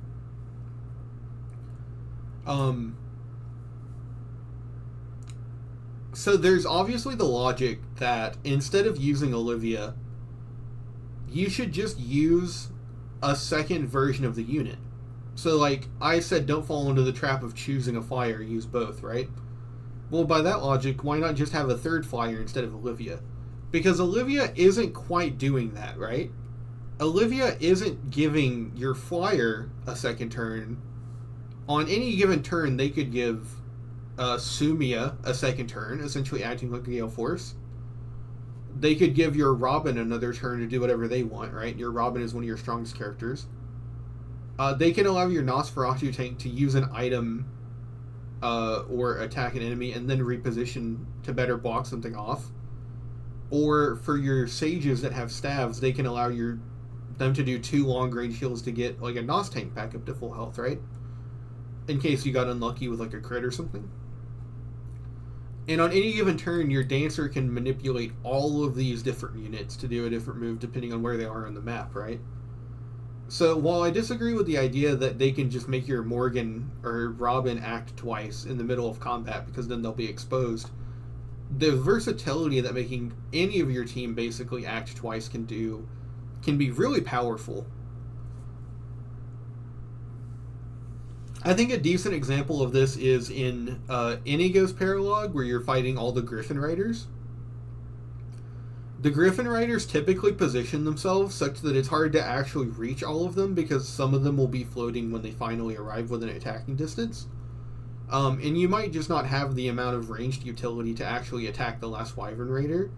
So, because a lot of your Lance users are going to be flyers, they'll have Beast Killers, but they might have already used up their turn on one of the Griffin Riders. So you can have Olivia run up and dance them so that they can go fly over and kill the last Griffin. And that, like, one turn eliminates the risk of that Griffin running over and killing the weakest member of your team, who is probably Olivia, right?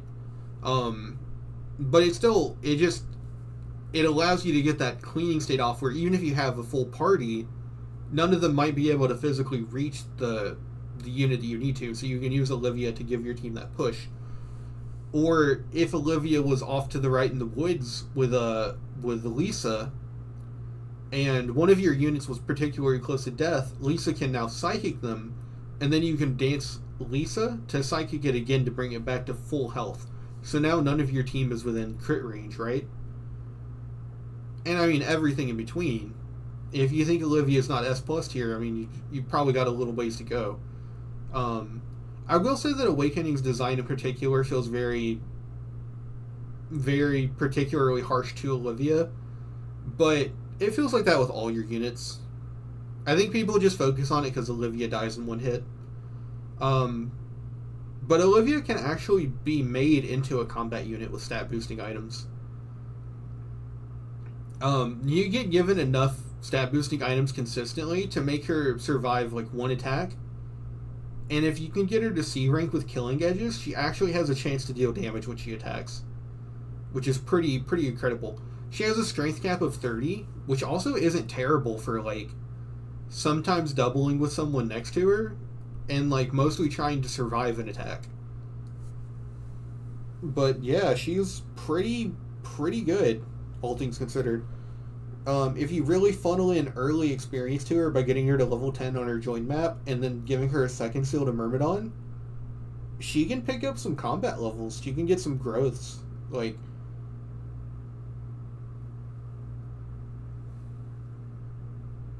a lot of her really high combat upsides do disappear if you reclass her back to Dancer. But she's always got enough to make her just not explode instantly. You can either abuse Dancer levels to get her to the equivalent of like level 50. You can use stat boosting items to like actually make her strong and bulky. And she's one of Crom's few S support partners, and obviously with Dual Strike she benefits the most from that. Or not the most, but she benefits the most from Crom of any other marriage partner. If you want to make her a combatant. If you want her to remain a dancer, her best husband is probably Robin. But I actually think Crom is better if you want to make her a combatant. Since Robin really wants to go off and do his own thing, whereas like Crom will probably want to stay closer to the rest of your party. So it's kind of interesting. I do think Olivia's probably better than Crom and Libra. I think she's S+ right below Robin. But yeah. There's also just the fact that like seeing Olivia in the Swordmaster outfit is like so cool. It's a sight that's like impossible to get out of your mind. The long pink hair, but then the like Virgil robes is so cool.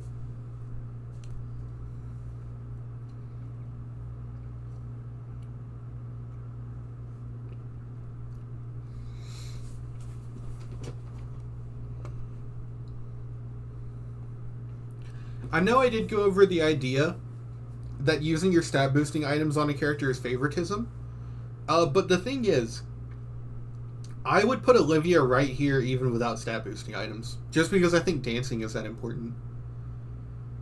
So the fact that she can also do all of this without stat boosting, and then if you give her stat boosters, she's just like a generically good fighter on top of this utility. I think Olivia is the stat boosting candidate of the game. You should honestly put every stat booster you have except for magic onto her. You get enough Seraph robes to get her to like 50 health, and then just get her to like 30 strength. And then her own skill and speed growths are just actually naturally good. So like even if you don't have that many of them, then she's just like avoiding a ton of attacks. She's like doing crit damage with an arm scroll for killing edges. And that's all on top of the fact that dancing alone is like this high. I think dancing alone is like maybe here or here. But like with all that together, I think she's here. Also, being one of Crom's few wives, I think also helps her a little bit, but it's not that important. Church. Church's chicken. I'm gonna put her here. She's very interesting. She joins on a map with a ton of knights with a hammer, so she's really cool immediately. Church is based. She's like epic.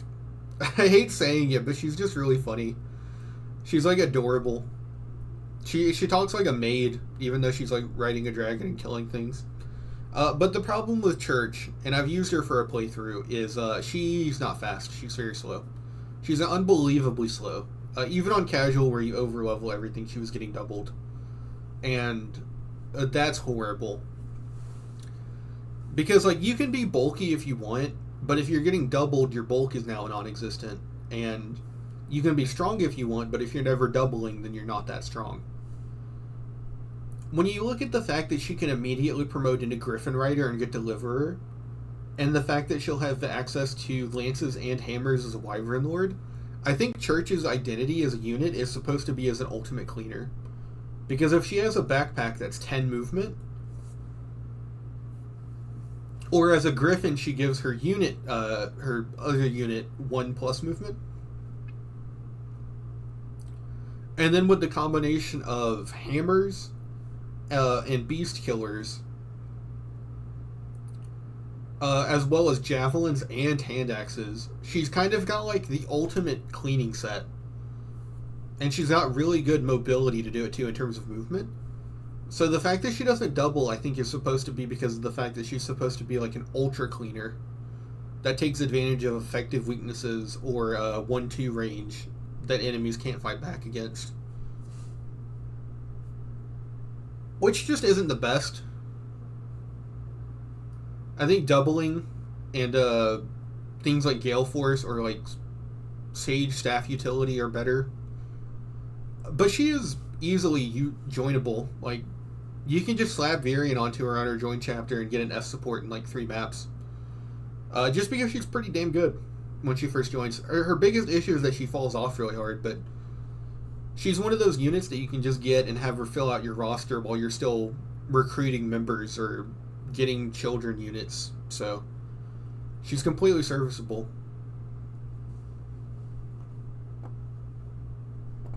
Henry is not bad, question mark. I just watched that video. Henry is like, I would say probably the worst NOS tank. He's really slow. He's gonna get doubled.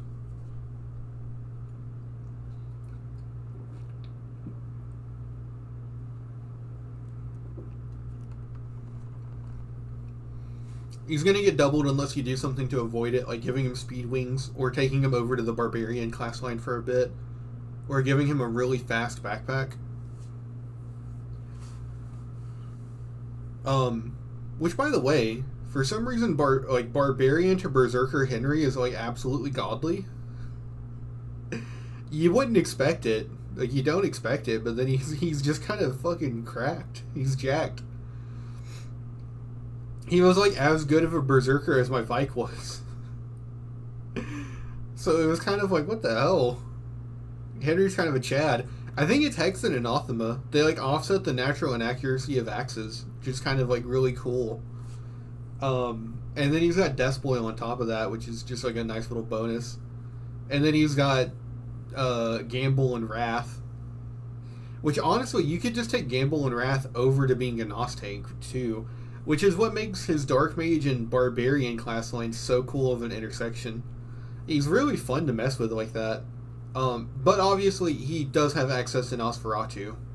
And he can immediately promote to Sorcerer to have good stats, so you can't be lower than Nosferatu tier. But I'd say he's the worst of the 3. I know for a fact Tharja can overcome her issues with a speed backpack. Particularly, I think her best husband is Onku. And Muriel has enough natural speed that with how early you get her, she'll naturally reach where she needs to be. Maybe with just like a minor speed backpack.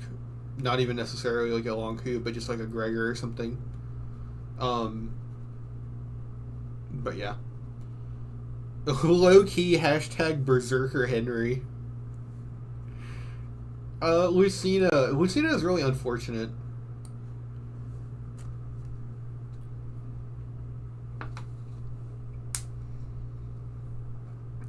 I've thought about it really hard. because I always use Lucina because she's like the third main character of the game, and I really like her design, but it feels like they went out of their way to gimp her. Like, it doesn't matter how overleveled Crom or his wife are unless they're the Avatar. Lucina's just always a glass cannon when she joins, and it kind of sucks. I don't think any of Crom's wives can properly be bulky by the time she joins either. Because you can, like, mess around with, like, General Sumi or whatever to give her bulk, but you're not going to have time to do that before Lucina joins. Obviously she's got a Falcon, so she's a Grima killer. She's got that niche. She starts with Aether, which is pretty good, and Dual Strike. Like, she's got a lot going for her, but honestly, it's just really hard to get her. You got to get her going, is the problem. I think on Classic, you can just instant promote her to Great Lord, and she's okay. And then obviously on Casual, you can just throw her at the wall until she's level 20 Lord, and then promote her. Her class line is interesting. You can try to get Gale Force on her by going to, like, 10 Great Lord and getting Lances up, and then using Lances through Darkfire, but I wouldn't recommend it, honestly. Lucina in particular is already frail, and she doesn't really take advantage of, like, Darkfire magic tomes very well. Whereas, like, Sumiya at least can do that okay. Lucina really doesn't. So it's a lot more annoying. Not to mention you give up the Falcon while you do that, and that's not really that good. Having a permanent Silver Sword is pretty impressive. I feel bad for putting her so low, but I really don't know where else to put her. She's not good when you get her. Even when you give her a shit ton of levels, it always feels like she's always a glass cannon. Like always a glass cannon. Like, even worse than Sumiya, because she doesn't have good 2 range.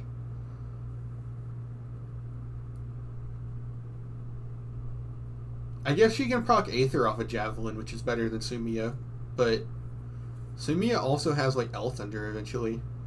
And Cordelia has, like, the hero route for, like, short axes and tomahawks and stuff. The chance of you actually getting short spears and spears is RNG, so I don't really want to give that to Lucina. It's really hard to say, but I'm going to put her here at the top of B tier. Not to mention she always starts with C support on Crom and her mother, and possible sibling, so...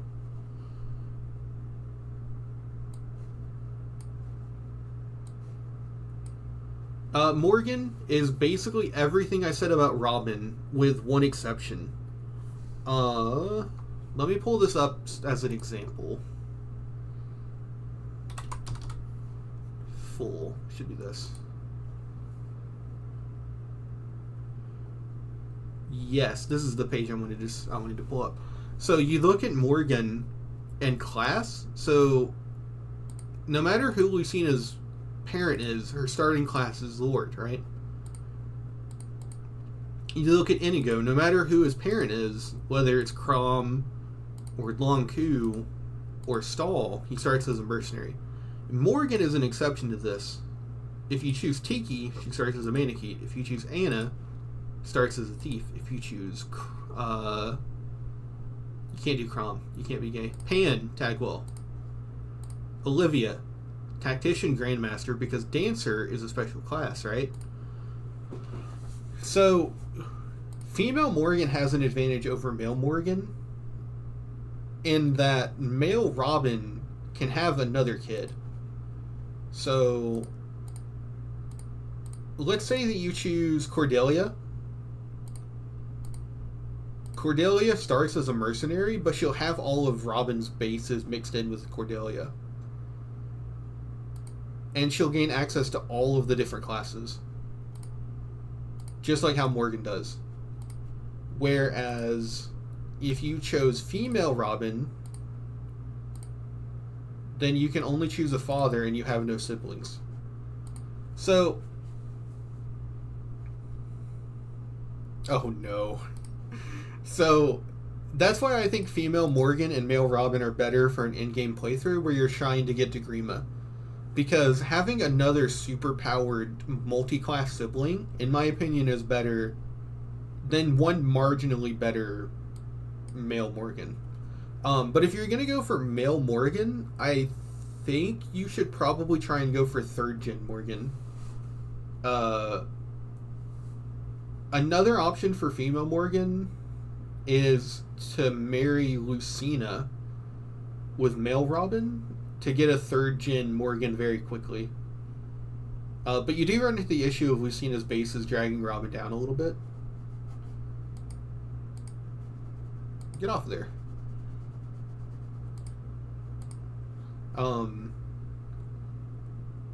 In general, 3rd gen Morgan isn't really worth all the hassle and time delay for a hard classic playthrough. I think that the scenario of you having like superpowered Severa or Cynthia or Yarn or Na will in general come in more often helpful than you delaying your Morgan for them to be individually stronger. It's kind of like how Donald is stronger than any other unit, even Robin, once Donald gets going. But it's by such a marginal extent that it's not necessarily worth the investment. That's how I feel about 3rd gen Morgan. I would much rather have Morgan and then also have Owain be Robin's child. Like doing Robin Lisa. It makes a really powerful magic Morgan, and it makes a really good Owain that's going to be able to pick up a shit ton of skills. So, that's how I would view it, and I do think Morgan is by far the better unit. Just because they have their own growths on top of the Avatar and whoever their other parent is, which just means naturally, after a few levels, they'll just outclass your Robin. As long as your mother isn't Olivia, specifically, Morgan should always end up stronger than Robin. Just because Olivia is kind of shit enough to actually damage Morgan.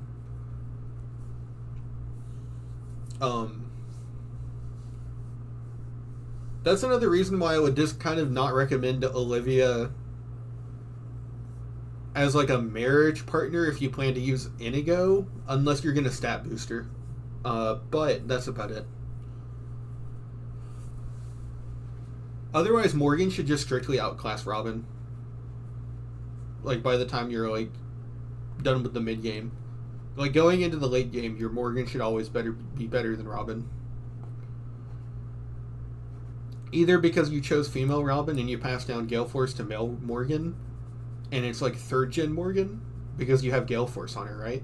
Or it's male Robin, so female Morgan can get Gale Force, and then her sibling can also get Gale Force.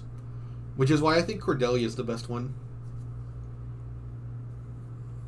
Because then Morgan starts in Pegasus Knight, can get her 15 levels of Darkfire instantly, but you can delay Severa until Cordelia has Gale Force so that Morgan and Severa and Cordelia all end up with Gale Force to help Robin out. Because by that point, you have essentially Morgan, Robin, a second Robin, and Cordelia. Right? That's why I value male Robin more than female Robin for what I'm talking about, where you're building a full team. Now, obviously on Lunatic and for Robin solo, female Robin is better. And on Lunatic and Lunatic Plus, I actually think running male Robin would be ass.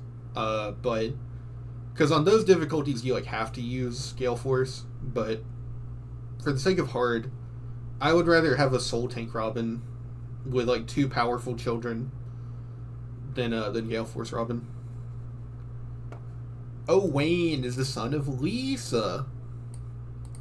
The issue with Owain is that he starts in Myrmidon, and he clearly wants to be like a physical unit, but Lisa's holding him back because she has like magical stats and all. One advantage is that you get Owain early enough that you can just kind of reclass him however you want and just work on him for raw growths. And he's probably not going to have too much trouble. He's kind of bad, but it's doable. Avatar is obviously the best father. Robin is definitely the best dad. The fast support is Vike, which actually does give him quite a bit of strength. Also passes down... No, it does not pass down Mercenary. But he does give him hero access, which is nice. He always has Myrmidon and Swordmaster access, which is nice for Astra. But if you want to go for maximizing Lisa's magic start, you can do like Rickon or Henry and Libra to make him a Nosferatu tank because Henry and Libra passed down Dark Mage. Which he's got a good start as a Nos tank too, because he can get Miracle from Lisa, Renewal from Libra, and then Vantage from Myrmidon to go straight over to Dark Mage and build up experience and stats with like Hexen and Othama. He's a very good Dark Mage in that aspect. That does require a specific combination of parents though, because his mom doesn't have built-in Dark Mage, so it's a bit unfortunate. He's also just always just going to be a little underleveled when you get him, which is kind of a shame. But I think he is fairly good. He's just going to require some effort. I'll put him down here in Nosferatu tank. Kiel is so unfortunate. God, Kiel has everything going for her but her starting class. It's such a shame, too. So, Kiel is Sully's kid. And Sully passes down the Myrmidon classes, which is pretty good. And Kiel is one of the easiest child units to get. Arguably easier than Owain. Arguably, Kiel is the easiest paralog in the game for recruiting a second-gen unit. So you can get her immediately. You can pass down whatever class you want to her through her father, right? And then you would figure that since she's early enough, you don't have to invest too heavily into using Sully. You can put most of the stats into the father because they get averaged, right? So, as opposed to someone like Noir or Na, where you need to really invest into both parents to make them usable, you can kind of get away with just using one parent on her, right? So you look at all those factors and you're like, built-in Myrmidon access, early enough that you can split the difference, right? Easiest paralog in the game to get her, and you're like, wow, amazing. But then she starts with a fucking knight. It's so rough. It holds her back so hard, man. Because here's the problem with knights. They're slow and they don't double. They get doubled. So you think like, oh, well, knights are like really strong and bulky, but they're not. They're always getting doubled, which means they basically have half defense, right? And you basically don't have as much attack. Like, let's say that Kel ends up with like 40 attack versus like Robin that has 30 attack but is always doubling. That Robin may as well have 60 attack. Kel only has 40. Do you see the issue here? And not only are you doing more raw damage by doubling than having a higher attack, you're also introducing critical hits, so that Robin that's using a Killing Edge now has... I've seen Killing Edge end up at like 40%, so that's 80% crit chance now because you're doubling. Ability activation. Let's say that you have Soul, or what are other fast characters have? Like Luna, like Aether? That's 2 chances to proc your offensive or healing skill, or like Vengeance, which is skill times 2. That's 2 times to activate your proc skill. If you're not doubling, you're not doing that. So Kiel is at a deficit of damage, of critical chance, and of skill proc. By virtue of being in general, right? She's effectively not bulky because she's always taking double hits. And because she's a general, she has terrible res. So she's also weak to mages effectively. And then because of her low movement, she can't actually really maneuver around enemies. So she's difficult to actually use as a choke point or to escape danger, which actually ends up making her feel more frail than other units. Now obviously you don't have to stay a knight or promote to general, but as opposed to like characters that can class change around like Owain, she is always stuck class changing. And it's rough. It sucks. Because Owain makes a decent immediate Swordmaster, and then like second seal over to Hero or something. So at least he'll get the promoted stats instantly, but Kel is always stuck undergoing a training arc. Because Knight in general are ass. As opposed to Kellum, who's a Knight at the easiest point in the game, Kel is a Knight at like a hard point in the game, so you feel it, right? And it's just ass. It feels so bad for Kel. Laurent gains half of Muriel's stats. Gains Dark Mage access. Can immediately second seal over to Dark Mage or Master Seal to Sage for Tome Fair, then go over to Dark Mage. Either path is completely fine. There's not much more to say about it because he's Muriel's kid. He's just a Muriel, a mini Muriel.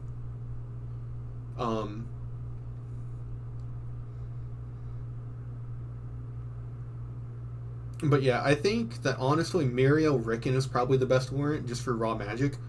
Muriel's fast support is Stall, which is better if you want to dip into Laurent like being like a Dark Knight, but I wouldn't recommend it. Dark Knight Laurent I think is best as a Lucina support though, because he gives her movement and defense, and then with Dual Strike they're likely to help each other out. But I would probably just stick with Sage or Nos Tank for Laurent. Cynthia is Sumia's kid, which means that she can instantly start out with Gale Force. And she's one of the very few candidates to be Crom's kid, which means she gets Aether, which is Soul and Luna.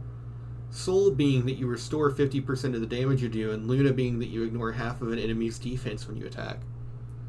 Yeah, Cynthia's fucking cracked. You can skip the Darkfire training arc if you just wait to get her until you have Gale Force. And then from there you have one of the best offensive procs in the game. You have insane speed. You have, what is it? You can go Falcon Knight and get Lancefair immediately. And yeah, just that alone, staff utility, Lancefair damage, Aether procs, immediate Gale Force. She is one of the best units in the game. And I've experimented with Sumia with the other people. I know that at least Gaius makes an almost equally good Cynthia, so I think that Sumia and Cynthia are just a good mother-daughter combo in general. Even if you don't necessarily invest specifically into, like, Crom or Robin being the father. I would imagine Frederick would be the worst father because of his minus speed attribute, but... And I would imagine Henry would also be interesting if you wanted to make Cynthia an active Darkfire instead, but... Just do maybe some levels in Pegasus Knight and Falcon Knight utility. Cynthia is like one of the best units in the game. Tom Brady jumping up on that couch. Honestly, I think Brady needs to go right next to Owain. He starts in Priest, so he can choose his first 10 levels as a Priest by just using Rescue Staves. He's got good magic bases from his mom, so if you have him like pair up with Maribel, pair up with like Libra, he gets Dark Mage access and Priest magic levels. But that's father dependent. All on his own, the best option is just to go Sage. And then cheese until you have Tome Fair, and then he's like a permanent support unit, which is not the worst fate one can receive, but he's father dependent like Owain. You're not using him for physical classes. Maribel gimps him way harder for physicals than Lisa does Owain. I've noticed consistently. It's a bit of a shame, because he looks like he would make the coolest war monk in the game, but it just doesn't end up happening really. But he also does make one of the strongest sages in the game once he gets going, if you pair up a magical user with Maribel. Yarn. Let me spin you a yarn. Garg.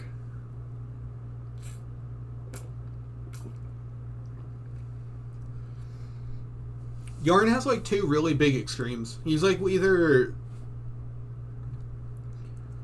The one run I used him on was he was Donald's kid. Which I don't think is a really fair representation of what a normal Yarn would be like, to put it lightly. Considering he ended up with, I think, like 50-something strength. I don't think most Yarns are going to end up with like 50 strength and like maxed out luck. He starts off as attack well, so immediately you're one locked. You don't even have both of your skills because Manichees get their second skill at 15. So you can't even start out with 4 skills like other kids can. Your default classes are okay, I guess. I think he always inherits Thief from Pan and Barbarian instead of Wyvern Rider because he can't ride horses, I think.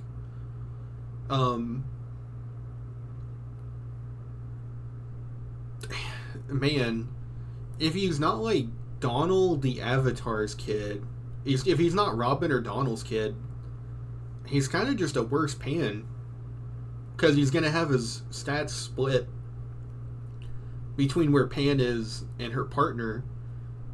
And then he's got to actually get his other Tagwell ability. So it's like, it's kind of rough for Yarn. I'm thinking about doing a challenge run where I use only unpromoted classes, in which case he would actually be one of my stronger units.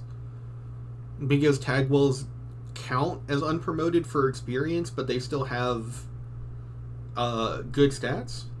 But I think outside of that specific context, Yarn is a pretty underwhelming kid. It's impossible for him to achieve Gale Force too. So even in grinding context, he's not really that great. His personality grew on me, but even then his Tagwell form is kind of over-designed. Yarn is rough, to put it mildly. Severa is S tier. She gains Gale Force for free from her mom. She starts in Mercenary, so she can immediately go for the Mercenary hero route, which is good on any character. And then you can mix it with Gale Force. Excellent. She's also got the Dark Mage pipeline if you want to make her father magically focused. It would be a bit of a pain, but it means that you could pass down Gale Force from Cordelia. Maybe something magical from her father, and then instantly promote and get Soul, and then switch over to Dark Mage. But yeah, Severa has has an amazing pipeline because of that. The best father I ever had for her was obviously Robin, but I've also had her work completely adequately as like Frederick and I think Gregor's child. I think both worked pretty well. Nah. Nah. No thank you. So, Gnaw comes in like the most difficult paralog in the game. Like, you start off like over here, and there's just like 4 fucking continuous rooms that are filled with like 10 enemies each. And the entire gimmick is that you have to like go down this way and then run over. And then as you do, doors randomly open and close and they flood out and attack you. It's so fucking annoying. And you have to do it to get Gnaw. But realistically, with like how high level and how high density enemies are in that area, you're probably not going to be able to do this until the point where you can just go and recruit Tiki. So there's no actual point in recruiting Gnaw. Gnaw is really particularly benefited from being Robin and Donald's kid because of the fact that Manicheets are unpromoted, just like Yarn. So she would be able to take advantage of Veteran and Aptitude for their fast growths. But overall, the effort just isn't worth it when you're just given Tiki. Like, if you can do her paralog. So, you've either raised Naui so that Gnaw is an ass, in which case just use Naui, or you're going to get Tiki. So, Gnaw is kind of like an obsolete unit in this game. But use her because you think she's epic. She has like a really cool Manicheet design where she's like red and pink. So, I quite enjoy using her because she's a giant red dragon that looks like a gummy worm. Use her if you want to. Noir. Probably my favorite character in the game, but overall she's not that great. She starts as an archer, so if you want to go archer sniper, then you have to invest a really strong physical dad and actually use them all the way until you get her, which is going to be for a while. Like, Vike is a fine father for her since he'll pass down a shit ton of strength, but like that means using Vike and Thorja until like you get her. It's a bit of an investment. Realistically, though, I think you just want to pair her up with like someone that gives a little bit of magic and Tharja, obviously, and then make her second sealer over to Dark Mage. What's interesting is that she starts off with Skill 2 and Prescience, which are actually really useful abilities for a Dark Mage, since those are the things that the units Dark Mages struggle with, is like accuracy. I just think she looks way cooler as a sniper. I always personally use her as a sniper, but she's got that dog in her. Inigo. Inigo is an all or nothing character. I genuinely think he's either in contention for like the worst unit in the game or like an S tier unit. Let me pull up in Google Calculator to do this real quick.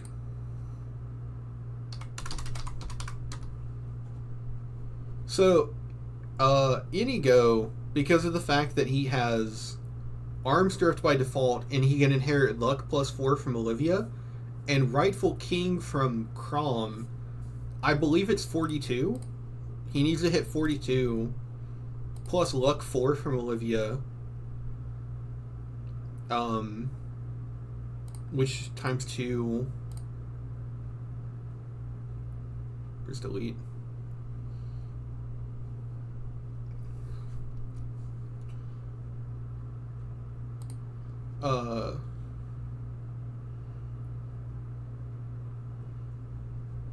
That's not right. Oh, okay, never mind. I see. It's 42 plus 4 times 2.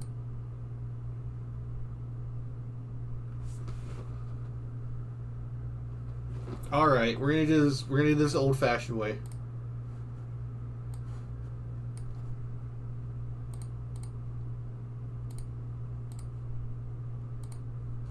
Times 2 times 1.1. Yes. You only have to hit 42 luck on Inigo if he is Crom's son, because of luck +4 to hit 100% arms drift. That gives Inigo a pretty valid niche. Because hitting full arms drift means that you can forge a weapon and he'll never break it. This also means he can use built-in default weapons and never break them too, so like, if you make him a swords master, he has infinite Amatsu. He can use Soul infinitely, Balmung infinitely, Mercurius, Leaf's Blade. And since he's one of the few people that can be Crom's son, I actually think it's worth considering. He just has a bit of a rough start, because he's in one of the harder paralogs in the game, and he's only level 10. And he's Olivia's son. It's too much against him for me to put him like an S tier for infinite arms drift, but I think he is on the stronger side of these like really rough start children because of that. I actually think that's enough to put him overkill, because he's got a really, really high ceiling, but it requires like not only using Olivia as like an outside of dancer class unit to like get good growths. You're also going to have to stab booster. And then you're still going to have to train Inigo a good bit when you get him. And it's going to be later, so it's going to be harder. But overall, Inigo is a really good high ceiling unit. And then we have Jerome. Jerome might actually be the worst B tier unit. He doesn't have like the high growth rate of Tagwell and Manakete. He doesn't have the high ceiling of Inigo. He doesn't have the early availability of Kel and Lucina.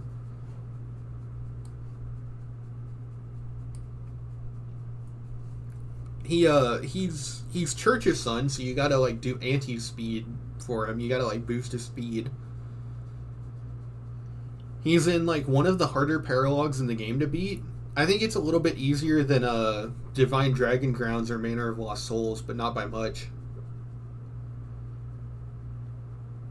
And then he's immediately a 10 Wyvern Lord, so it's like, if you don't want him to be a Griffin or Wyvern Rider, which are not the best classes in the game, you have to immediately second seal him to another class. Or you have to bear through one of those two for 10 levels. kind of annoying for how late in the game he is. At least Inigo can pretty freely just go to hero.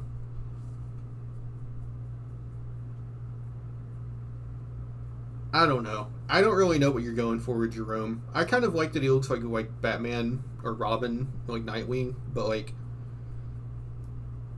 it's just not worth it. He's way too much trouble for what it's worth. As opposed to Sayuri, who is just generically okay when you get her. She's a swords master, so she's fast. She's going to double some things. She's evasive. She probably won't survive many hits if she actually does get hit, but just slap a killing edge in her hand, and there you go. I don't know. She's perfectly fine. I've used her to the end. Like, I want to stress that even on casual, where I had a bunch of units that were fairly over-leveled, she was able to just immediately join the team and start putting in work. Like, she wasn't dramatically weaker than the rest of my over-leveled team. Like, if you just use her, I'm sure she's fine.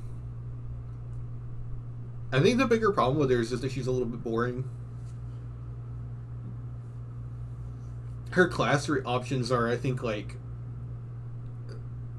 it's like the Flyer classes and Wyvern Lord for some reason, which just ends up her being like, no. Because those aren't organic reclasses for a Swordmaster, so it just ends up feeling kind of bad.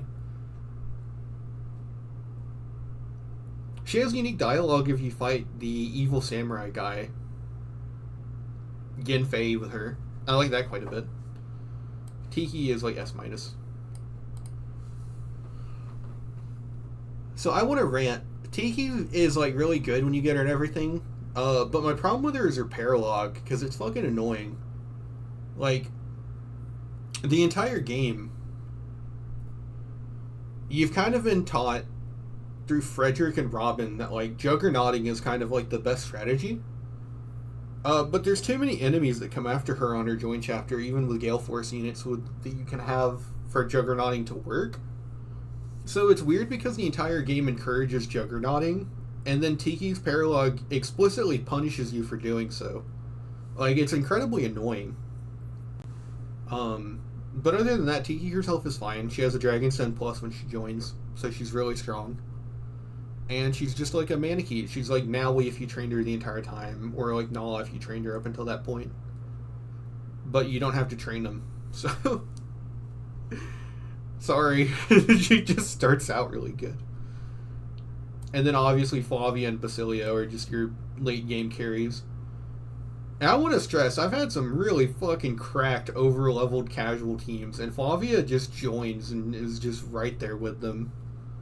The only reason these guys kind of suck is because they, like, start with, like, no good gear on their map. I think they only have, like, silver stuff, but, like, just have Crom convoy them some stuff, and there you go. In particular, Flavia has arm strip, so you can just give her stuff like, Arm Scroll and then Hell's Wrath.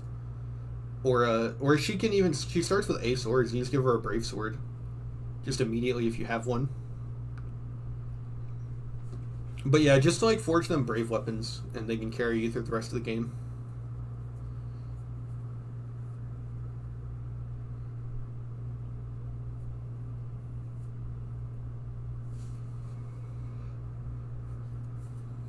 They joined too late for me to really discuss anything about them. You can technically use them to birth, like, really late Morgans, but I don't think there's any point in that. That's more for, like, if you want really specifically meted Morgans for, like, DLC and stuff that I'm not talking about.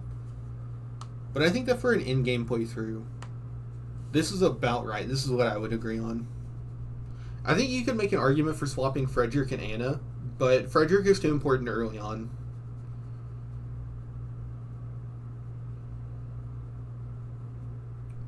I don't really think I disagree with most of this list, looking at it now.